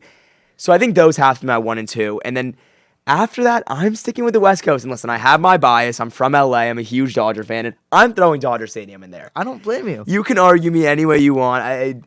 There's a lot that goes against maybe getting in and out of Dodger Stadium. But once you're there, the sunset in LA, watching at Dodger Stadium with that 7:10 first pitch, there's nothing like it. There really is. Talking about Dodger Stadium real quick, it is bases loaded, top of the 8th right now. Really? Talking about the Dodgers not having a bullpen, I mean, we're bringing in starting pitchers and Emmett Sheehan, and we still can't even get a scoreless inning. It's ridiculous. This is not sustainable for a full playoffs. The fact that we don't have a single reliever that can come into a game and confidently shut it down.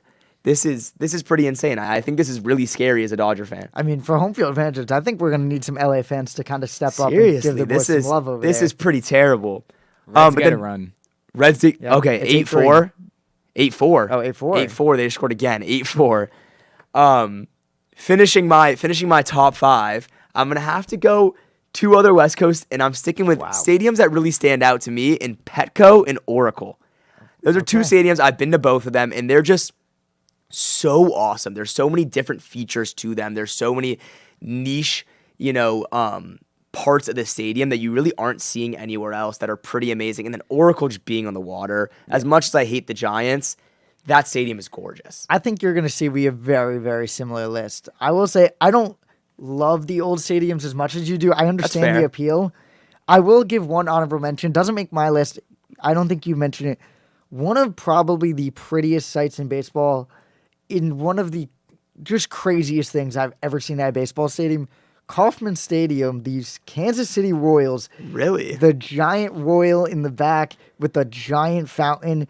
One of the coolest things I've seen. I can't lie, that is not a stadium that I would even thought of to put in my top 5 list. I love a good water feature. That's I think fair. It's so fun. I think it's so cool. Like even the small little waterfall at Coors Field. Yeah, out in center. Is a fun little detail.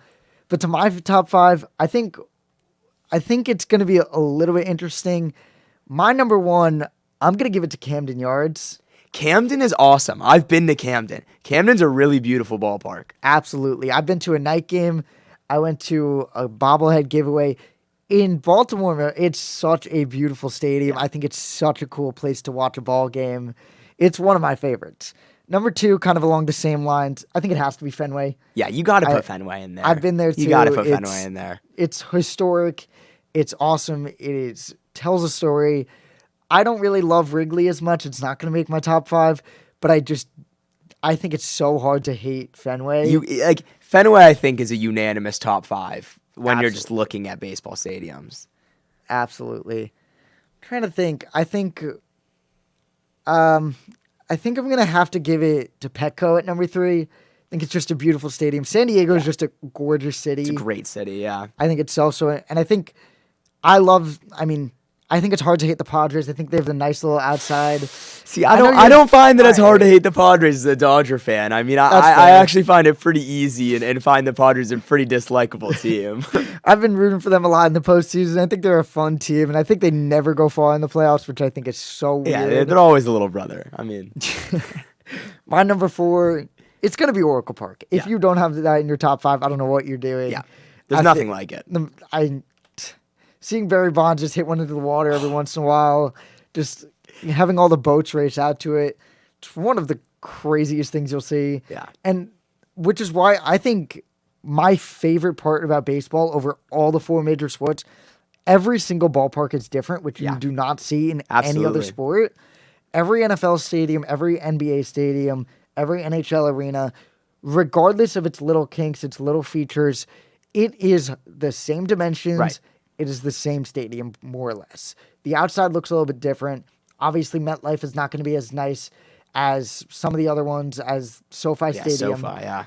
But, like, everything is the same. The dimensions are the same. Baseball, there's architecture. There's dimensions. There's advantages that home field Absolutely. finally gives you. There is only one other stadium for another sport that I could think of that has a home field advantage, and that's the Miami Dolphins.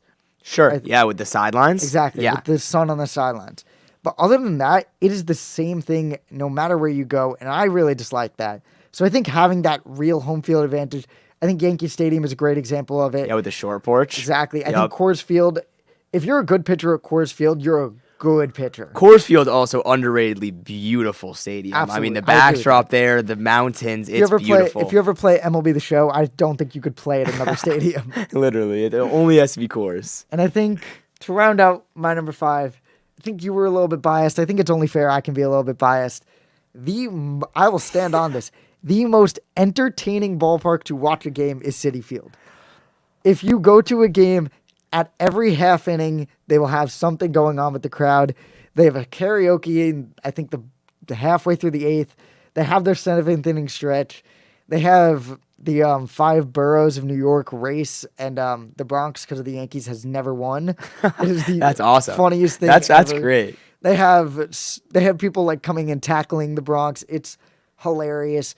I just think that it's so much fun to watch a game at Citi Field. Listen, I've never been, so I can't argue it too much, but I gotta respect the pick. I gotta respect the homer pick. I went with it too. Yeah. I took the Dodgers. It's what you're used to. It's what we grew up with, you know? It's what we love. Exactly. I will ask, how many ballparks have you been to? Well, I don't know the exact number. I haven't counted it out yet. If I'm estimating, it's around 12. Wow. I've been to a decent amount. I've traveled to a decent amount of baseball stadiums. How about you? I actually was talking to my friends about this earlier. I counted. I've been to 8. 8. So okay. That's respectable. Yeah. That's a good number. Exactly. I think it's kind of fun. Obviously, I think every man's goal, every baseball fan's go to all 30. One day it'll happen. Exactly. I'll go to my 30th when I'm like 71. Yeah, exactly. And like we get settled down. But I think there's a glaring part of the show that I think we've kind of ignored. All segments have kind of ignored. And it's the talk of the Troy. You've been hearing the Conquest song all day. We've yet to talk about USC. Yeah. Do you want to start us off? I would love to start us off. And just to give some context, it's my first time on the show, so got to give some background about myself. I grew up in LA as a massive USC football fan. I've had season tickets my whole life. Can probably count on one hand the amount of home USC football games I've missed. So, this hits close to home. And, I'm talking out of my personal love and what really hooked me on sports. And it's painful. It is painful to be a USC football fan. I think it's a reason that no one yet in this podcast has talked about it, because after last week, after once again another disappointing road loss where the clock was mismanaged and there were just massive glaring holes in a game where I will stand by, USC looked like the better football team. I agree with that. USC looked better than Illinois, and they just can't find ways to win. The one thing I didn't like is I heard a lot of people online saying that our defense really showed a lot what they can do. They played really, really well. And I actually disagree with that. Yeah, they did not. I think they played a better game than I kind of expected, because I expected it to be a 50-50 game. But I think if you're relying on 2 fumbles, one at the goal line, I don't think a big play defense. Both at the goal line. The other guy, both at the goal line. He was about to score. I think a big play defense is not going to get you far in any shape. No. And I think letting an Illinois team who was absolutely in shambles from coming off their loss from Indiana, you absolutely have to take control. You have to get at the quarterback early. You were probably the best defensive front in all the country. And I think you just have to send some blitzes. Get Luke Altmaier absolutely running around. Yeah, and this is an Illinois team that came off the Indiana game where they had 2 total rushing yards and they gave up 7 sacks. And USC came in and gave up 170 rushing yards and only had 1 sack. And that 1 sack came on a corner blitz. Absolutely. It was wide open. They I actually not a single wanted to- not a single defensive lineman could beat him straight up. I actually wanted to talk about because that we've had, I think, coming into that game, we had the most sacks in did. college football. Yeah.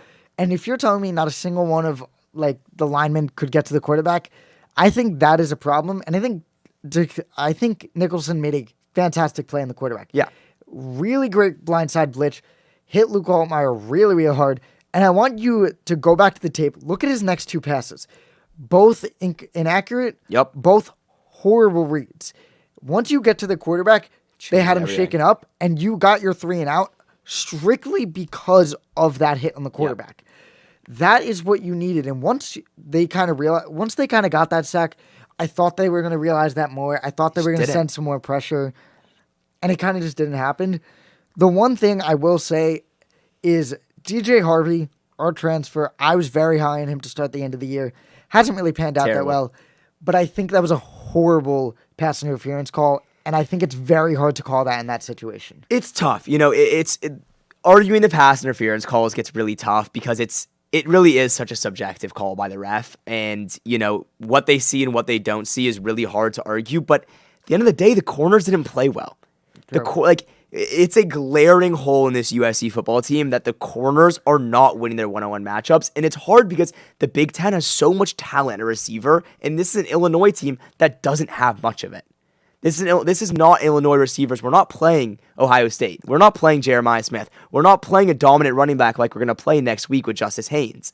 And yet still, this Illinois defense is kind of running us over. And it's scary, and it points out a lot of issues in where are we blaming? You know, we're 4 years into the Lincoln Riley era at USC, and we are yet to see a consistent defense that could hold its own in the Big Ten. And so who are we blaming?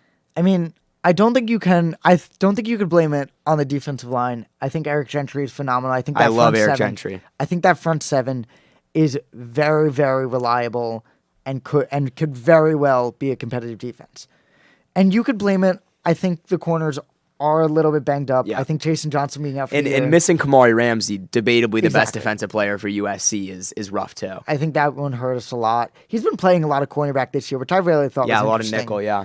I think Bishop Fitzgerald is honestly getting a lot more credit than I think people are seeing. I think he has been phenomenal as a ball hawk, but I think he's been very, very scary and needed a little bit of help in pass coverage.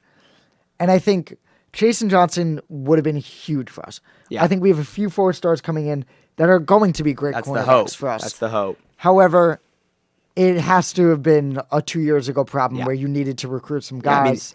Lincoln's been here for long enough now. And especially, how is the problem the corners? How is that's what Southern California breeds as corners. I mean, I understand if you're missing some offensive guards, you're not getting a lot of that out of Southern California, but the corners feels like a position that they really should be recruiting better at and should be producing more talent at. And I think Lincoln Riley is an offensive genius as a recruiter and as a coach. Yep. I think I would sacrifice a few offensive recruits to focus on the defense. I think Lemon is going to the draft. Yeah, Mayava, absolutely. I genuinely think will stay a year. I don't think That would be interesting. And even if he doesn't, I You have think Longstreet. We I saw think the Longstreet Longstreet- run. They're starting to I- work him into the offense. he was getting the Jackson Dart treatment for a little while, which I thought was kind of funny. But I think we have something brewing there with him. I think he's a very, very talented guy. I think there was nothing really to complain about from his first start. No, not at all. And I think Lane's going to be back for another year. We have a freshman receiver who looks absolutely phenomenal. Tanu Kynes looks really, really good through a couple of games. I think I'm willing to sacrifice a little bit on the offense, especially because you have Mark Bowman, who's a 5-star commit coming in. Yep. I'm willing to go after some transfers who are on defense. We need to bulk up this defense. I think regardless of anything that happens, our offense, just based on Lincoln Riley alone, is going to be a competitive offense. Yeah. And I think you can't run a successful football team where you don't feel confident to give the defense a chance with the lead with under 2 minutes. So my question going off that then is there's been a lot of questions about Lincoln Riley and his decision making and that he's a great offensive coach and recruiter like we said, but is he a great head coach? Can he manage the time? So I want to ask you, right? 2-minute warning, USC has the ball, 1st and 10, they're in the red zone. You know the defense is a little shaky, but you also need a touchdown. You're down by 6. what do you do? We saw Lincoln Riley went for the touchdown, or at least the play ended up in a touchdown. What do you think? How do you break down that situation? I think he's getting a little bit too much hate. That is Okay. a little bit undeserved. Do I think you should run the ball in that situation? 100%. Yes. There's Yes. no doubt in my mind that should have been a run play. However, I think the play call itself was not a bad play call. I think you had the outside curl, which was your read number 1. You had the running back, which was the read number 2. The whole point of that play was get 3 yards, get a guaranteed 3 yards, and keep it in bounds, which the play was set up to do. However, they ran a blitz, pressure was coming in. Mayava, honestly, he did his job. Made the right read. He made the right read. The offense's job, regardless of the time, in that situation, was get the lead, get the ball in the end zone, because you could not let that get to a 4th down. No. And they did their job. They true. gave us the lead. If you don't feel confident going back to a defense with under 2 minutes, then you don't deserve it. It's hard because we probably don't, and the defense just isn't there. But it is questions with Lincoln Riley. We've seen it before. We saw last year in that Penn State game. He made some very, very questionable decisions coming down the wire about play calling, in the 2-minute drill with time running out, with the lead, with the ball. And then also, we've just seen Lincoln's inability to win on the road. It's been a glaring issue. It happened all year last year where USC went to, they were at Minnesota and got upset. They were at Maryland and got upset. They were at Washington and lost. They just could not find a way to win in the road. And now we go to Illinois and it's the same issue. It's close games. It comes down to the wire. And when we get down to that 4th quarter, Lincoln Riley and this USC team just can't find a way to win. And it gets to a point where it's new players. We recruit a whole new team. It's a new quarterback than a lot of those games. And it's the same issue. So who else is there to look to but Lincoln? Exactly. I mean, I think that's a great point. And I think it's hard to put him on the hot seat, but I think he's on watch for it. The problem is the buyout. The problem is the money that would cost to actually fire Lincoln or to make a significant change. Definitely. And I don't think it is time for that. I agree. I think Lincoln Riley is a fantastic recruiter. I think he is a great offensive scheme and has a great mind for it. But do you kind of just, we've seen it in the NFL a little bit, if you forgo your defensive play calls, if you forgo that part of head coaching and you focus on being the head coach offensive coordinator, could that be something you look at?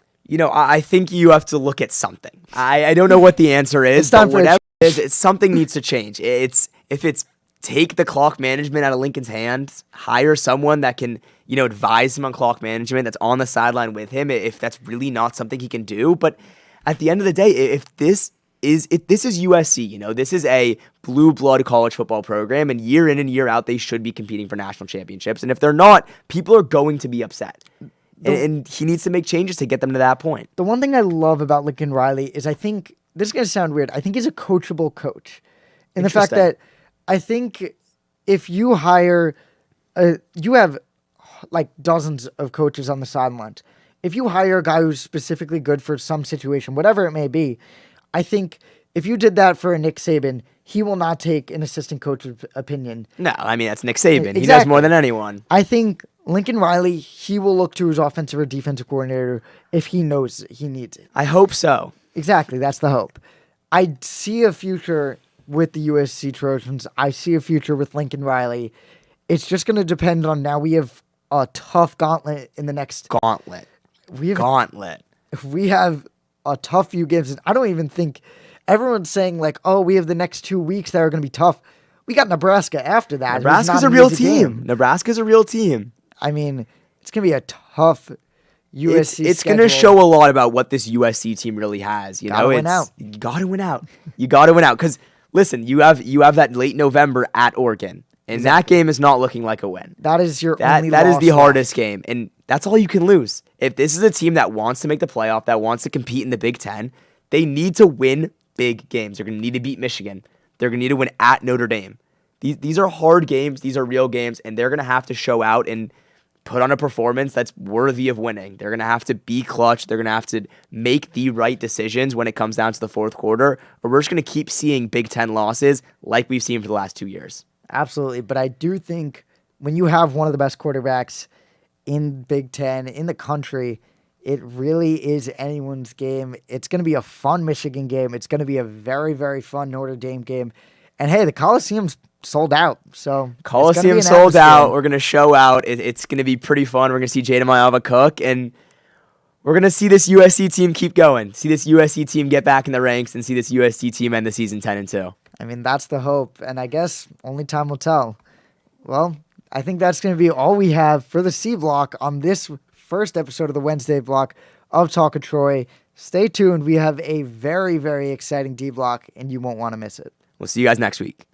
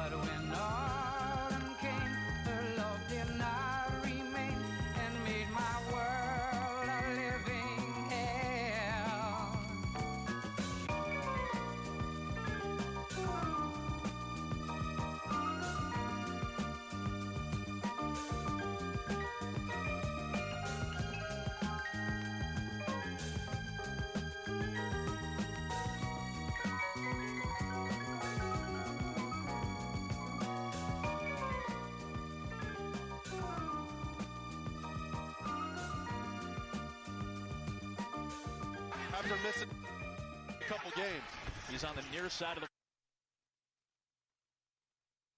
After missing a couple games, he's on the near.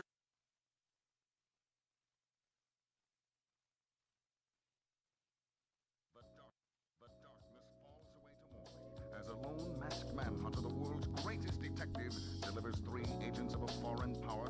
Appreciate all the trouble you went to. You must understand.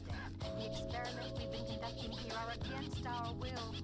The biggest and boldest robbery in the history of New York, and a one-man job at that. So, you know who I am. Tell me, how did you figure it out? If you would permit me a moment to light my pipe, it might become clearer to you.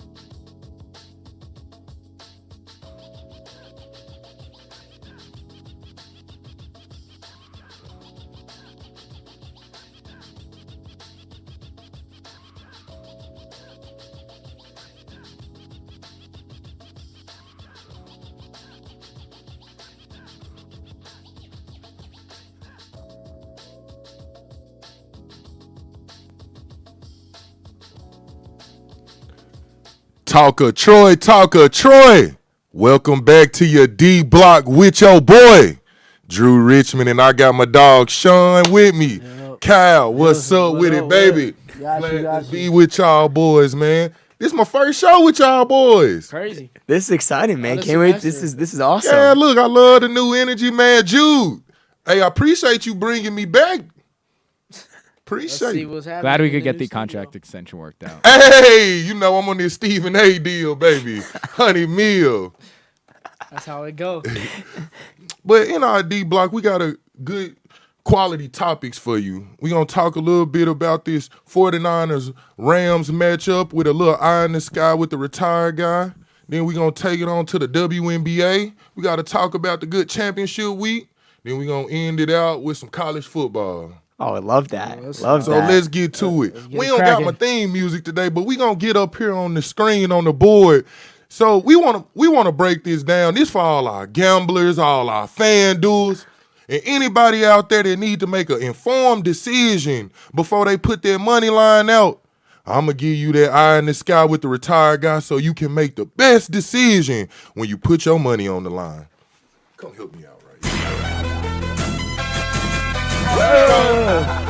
There we go. So as we started right here, I want you to keep an eye right here on our tight end. If when you started, put him right here. I want y'all to notice how he's going in motion. Pause it. What that does right there, it confuses the defensive eyes. So they don't know which way he's going. It's the misdirection. These type of plays right here is keep the 49ers in it. They down Ricky Purcell. They down Brock Purdy. They down Jawan Jennings. That misdirection and using Kyle Juszczyk, being able to do momentum with the plays, that'll keep them in it. Now press play. Now this is what's going to help keep the 49ers in it. Yards have to catch. They have to play tough. They're going to have to get some yards have to catch. Rewind it one more. Let's start it right here from the beginning. Yeah, just as you see one more time in play right here. In motion, get it going. There we go. You can let it play. Have to get some yards, have to catch. I want you to see something else. Similar. Pause it right here.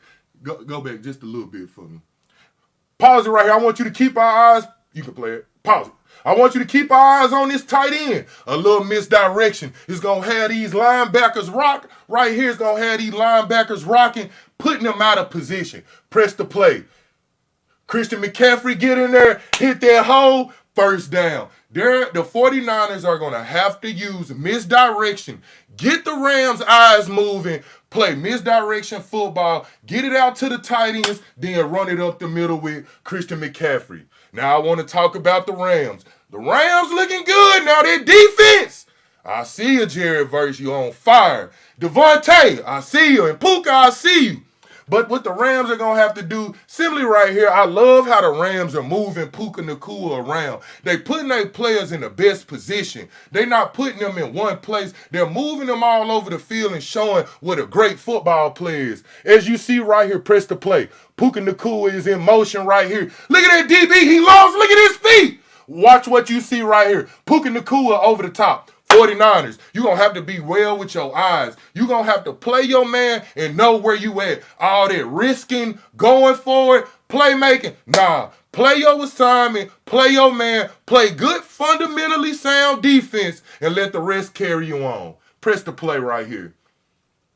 And then in that red zone, Devontae Adams, he's a problem right here. But what I see, it wasn't the Rams' play call. It was the lack of execution on defense. Run that back right here. I want you to see it.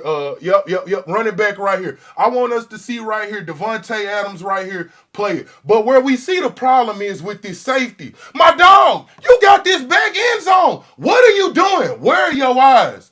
Fundamentally sound football. Play the play right here. Look at our safety right here. Looking, not keeping his eyes on his keys up. And look what happened. For this game to go well for either teams, they're going to have to do well with their eyes, play fundamentally sound football, and may the best man win. I don't know about you, Shaun, but it makes you want to strap on a helmet and some pads. Yeah, that got me fine. I'm ready to go through a wall right now. I am dialed in. Puka had them defenders lost in the sauce, okay? I mean, that like he said, the 49ers are going to have to clutch up, really pay attention to that Rams offense because they look strong this year. But they're only 4 games through the season, but I mean, those first 4 games, they look pretty dominant. Yeah, and I mean, look at that last play. Got to give some credit to Matthew Stafford, too. I mean, the eyes looking off the safety, finding that empty zone, hitting Devontae in stride. I mean... that guy's pretty special. Oh, yeah. Stafford was like, oh, I got him. Bingo. We got action. That's what that was right there. And that's a good point you made. What I feel like I'm seeing, too, a lot right now, and And it is just, week 4, week 5. Yeah, so yeah. I We're guess still teams early. knocking out the kinks, but I don't really see them playing good, fundamentally sound football right now, especially on the defensive end. Like you said, I feel like a lot of guys right now, they gambling too early. Yeah. And Matt Stafford, he's doing that really well. Lion eyes is what they call it.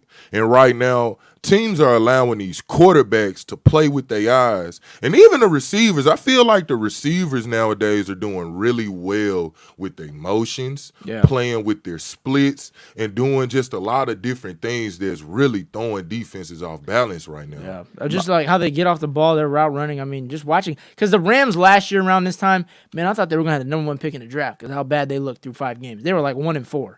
And then they ended up picking they turned it around towards the end of the season, picked up the speed. But, like, I mean, just seeing at least the 49ers playing, I'm a little skeptical about them because I really don't know what I'm going to see. Mac Jones is going to be starting tomorrow. And so that might be interesting. Like you mentioned, all the guys are not going to be playing. Right. But that Rams defense, I mean, that front line, Kobe Turner, Jared Verse, I mean, they come to you They quick. To eat, boy. Oh, yeah. They see you and they're like, I got you. I got the green light. Ain't nothing stopping me. So it's definitely going to be an interesting matchup. But the Rams are favored, minus 8.5. So we'll see what happens. I mean, I think the most important guy that we really have to talk about is Puka Nacua. Yeah. I mean, Puka Nacua through 4 weeks is not only looked like, but has been the best receiver in football. Yeah. I mean, 42 receptions, 503 yards. He's only gone in the end zone once, and yet still is making such a huge impact in the game. So my question for you, if you're the Niners defense, how are you going about that? How are you going to guard Puka Nacua and a guy that has looked virtually unstoppable through 4 weeks this year? Man, I think for one, you got to put some hands on him. Yeah. When you get up there, you're going to have to get physical with him. Jam him on the line. You're going to have to play some zones, and you're going to have to disguise a little bit. But from what I saw on the film, it's less about kind of the physical things other than doing your job. And I didn't see a lot of guys doing their job. Like I said, when Puka Nacua went in motion, you could see that cornerback instantly getting nervous and play your game. Yeah. You look like you was in man coverage. Yeah. So what are you? Feet was all confused.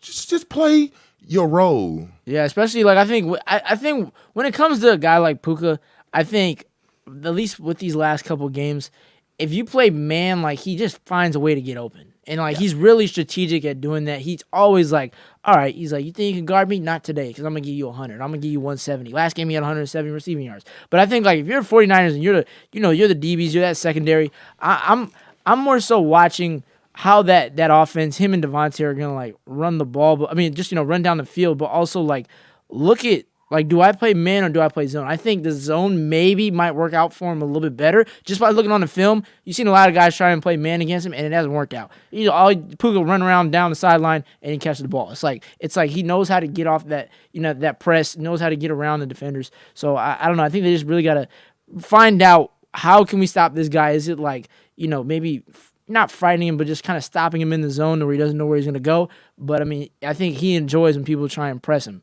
He's he wants it. He wants that one-on-one matchup. Yeah. He knows he's going to win it. He can do everything there is to do as a receiver, and I think that's what really makes him so hard to guard is his versatility, right? Because we saw on that game-winning touchdown he had last week, he can get up with any corner, get physical, and get open. Yeah. He can beat you with his speed, and he can beat with his route running. Yeah. So it just makes him such a hard receiver to guard when he's so big, so fast, and can really do everything you need him to do. Yeah. I hate to go back to it, but like I said, I think it all comes down to fundamentals. Puka is doing some good things, but like I said, what I just saw on film and what I'm just seeing across the league, guys are just being they're gambling too much right now.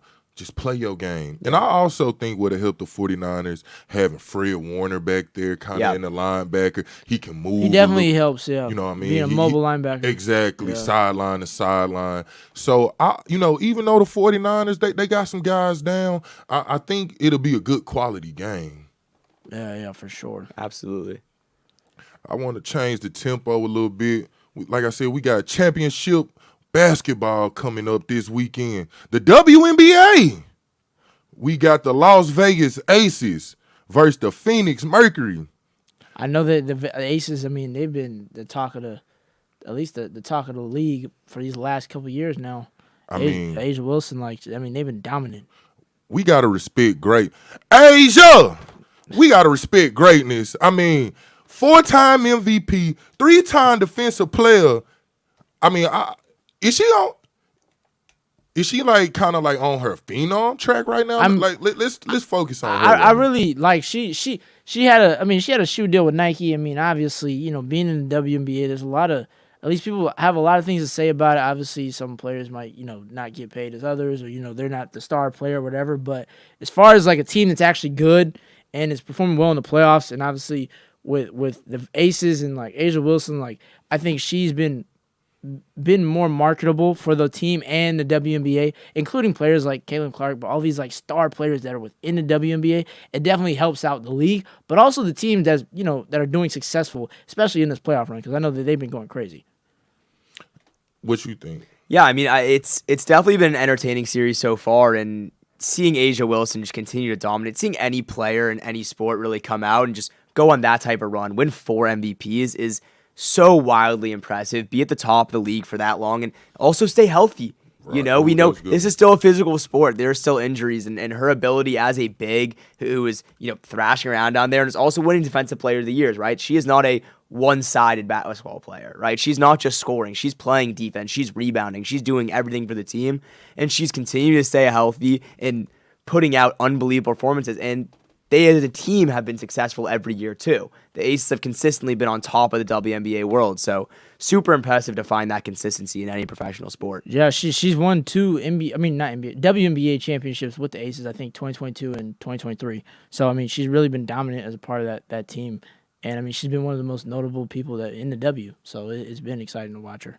Yeah, and I think what'll be exciting for this series especially is that it's gonna be the battle of the big women.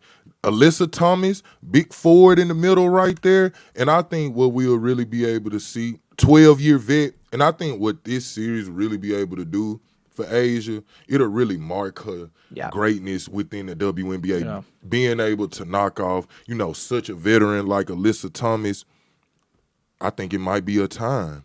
Yeah, I think because the Aces are, let's see, they got them right. They got 30 wins on the season. Game 1 starts October 3rd. Asia Wilson's averaging 23 points a game, 10 rebounds, and 3 assists. I mean, that's some numbers. I'm really just that's some numbers. Them 10 rebounds. Yeah, good stat, Kyle. Yeah, them 10 rebounds really carry it. But even looking at Alyssa Thomas right here, 15 points per game, 8 rebounds, and 9 assists. So for her, the assists carry more than Asia. But those are just like the 2 main players to watch in this matchup. But yeah, I don't know. I'm going rolling with the Aces. I think they're going to take it. Take the whole. They're going to take the next chip. Yeah, I agree. I think this is the Aces series to win. Also. Okay, we'll be back to see what our predictions was like. Man, we got a big week coming up now in college football. I kind of want to talk about this Alabama versus Vanderbilt game. Well, we know what happened. I love me some SEC football, boy. Oh my God. We know what happened last year. Yeah, this will be interesting. It will. What do you think this game comes down to? We see Bama, they ain't been on it like, they have Absolutely been in the past. And we see it, and, we see Vandy. I mean, they 5-0. I never would have thought in my natural-born life we'll see Vandy playing at such a high level. But Diego Pavia, that guy's a baller. You got to give him that respect. guy is a baller. And I think, you're asking what this game's really going to come down to, and I think he is who it is going to come down to. And it's Alabama's ability to contain him. Okay. Right? He's not your conventional pocket passer. Absolutely. He's not going to sit in a pocket, go through 4 reads, and throw for 300 yards and beat this Alabama team, which I'm pretty sure is at Alabama as well. Yep. He's a guy that he's going to beat you by broken plays. He's going to beat you by scrambling around, by making you tired, by making the crazy play like he did last year with Alabama. He's an upset type of player. He's an underdog quarterback. Cool, because, Alabama, they kind of picked it up these last couple of weeks, but, a lot of people, that team was facing some scrutiny, at least with head coach Kalen DeBoer, because they were like, what is going on with this team? A lot of people weren't respecting them, but now you're playing Vanderbilt, and I think they're 16 in the top 25, and Bama's 10, I want to say. But Vanderbilt's still undefeated. And so it's like, okay, they're starting to earn their stripes a little bit. And Bama's coming off the Georgia win, which is massive. So it's, and I think that game is in Alabama. It is in Alabama. So it's a home game for Alabama. Home game. But is also Vanderbilt, which for some reason every year just it becomes can't believe it them. becomes like a kryptonite for Alabama. Just you never would expect at least a team that's known for baseball to be dominant in football and beat a team like Alabama. So I don't know. I think for Alabama they got to come out hot. Like you got to use your guys. You got to use the guys. And even like quarterback Ty Simpson. Like you got to like use those guys. Ryan Williams. Yeah, Ryan Williams. Yeah, that's what I'm saying. Ryan Williams. You got to use him quick, efficient, and just get on them early because you sit there and you try and play patty cake and all these other things with them, and they're gonna jump all over you. And by the way, no, I'm not a betting man, but right now Alabama is favored by 10.5 points. Interesting. So considering what we saw last year, and they have you might want to lay it on Vandy spread. Yeah, and they got a 74% chance to win. That's what the prediction is right now. I think the really hard part about this game compared to last year, especially in the upset we saw Vanderbilt pull off, is that we're in Tuscaloosa. This Vanderbilt team isn't going to their getting rebuilt 50,000 person stadium that's cheering their way. They're walking into Bryant-Denny. It's going to be 100,000 deep. It's going to be loud. They're going to be screaming.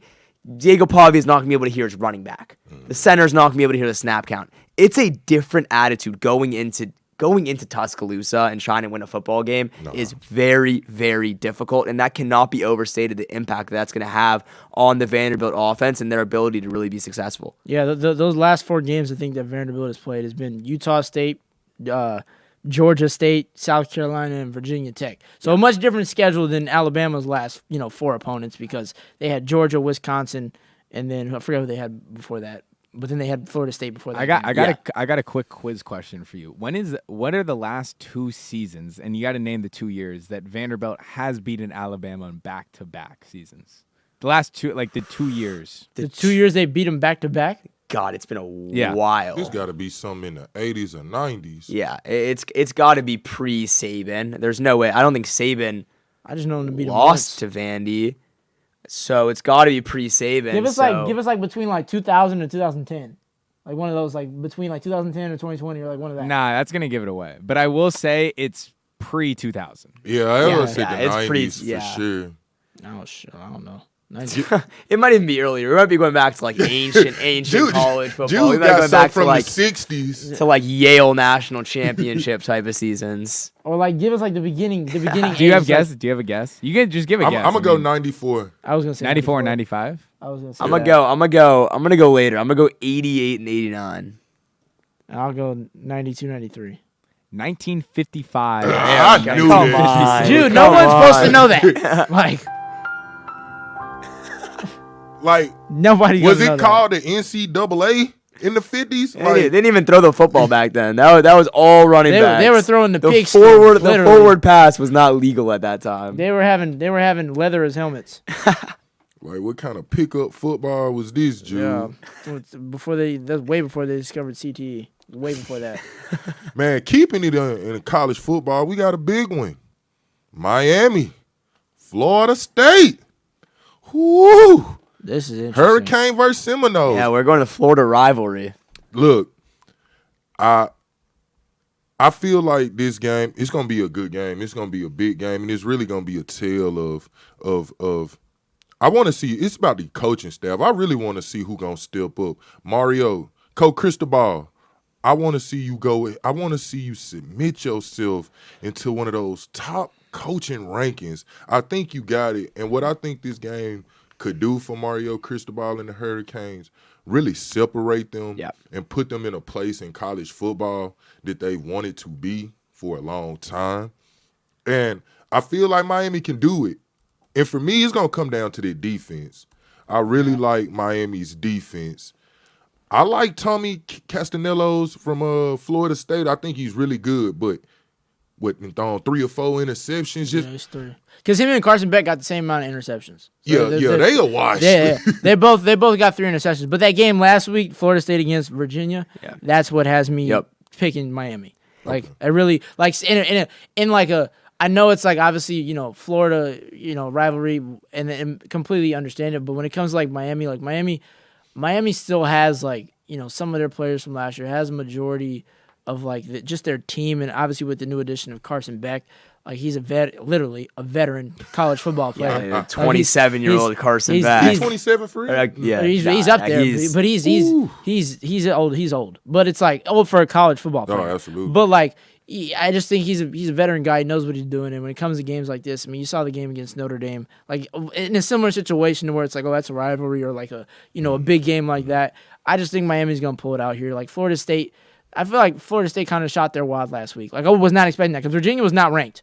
And they lost. Exactly. And so, like, when it comes to this game, you coming in against Miami. Miami already got hopes up. They got people thinking that they're going to win the national championship only because how they did last year and with Carson Beck now. But I'm taking Miami in this situation. I'll play a devil's advocate. I'll go against it. And this isn't even just a choice. I genuinely believe this. I think Florida State going into last week, they had that Friday night game at Virginia. And I think all of their minds were like, this is an easy win. This is an unranked team. We beat Bama. We're thinking about Miami. We're thinking towards next week. And they got shocked, right? They go into Virginia in a game they should have won. Deuce Robinson, former Trojan, had a very, very easy catch that he dropped in the end zone that would have tied it instead of losing the game. And, I really think they were just thinking towards Miami. And they got that punch in the throat, but now they have to win. This is a must-win game for Florida State. They lose their second game. One of those is now already against an unranked team. It's going to be really hard for them to find a way into the playoff in an ACC that isn't very good. Yeah. They don't have very many other quality matchups they're going to get to play the rest of the year. And so this is a huge, huge game for Florida State. And I think they come out and show that. For Miami, they're undefeated. They're cruising. And I know what Beck has done, and it's not what I expected him to do coming over from Georgia, but I think he still has those tendencies. I think he still has that trouble in the decision making. I don't think it's all worked out. I think we're going to see that come out this weekend, and I think Tommy Castellanos is a baller. Yeah, I mean, I think he's a baller. I think he's going to give it to this Miami defense. He's too athletic. I think he's really going to be able to move around enough. Maybe he'll turn the gear on, like Illinois did against us. So we'll see. Talker Troy, this has been your D Block. We appreciate you tuning in with us today, and we'll catch you next week. Good night. Peace.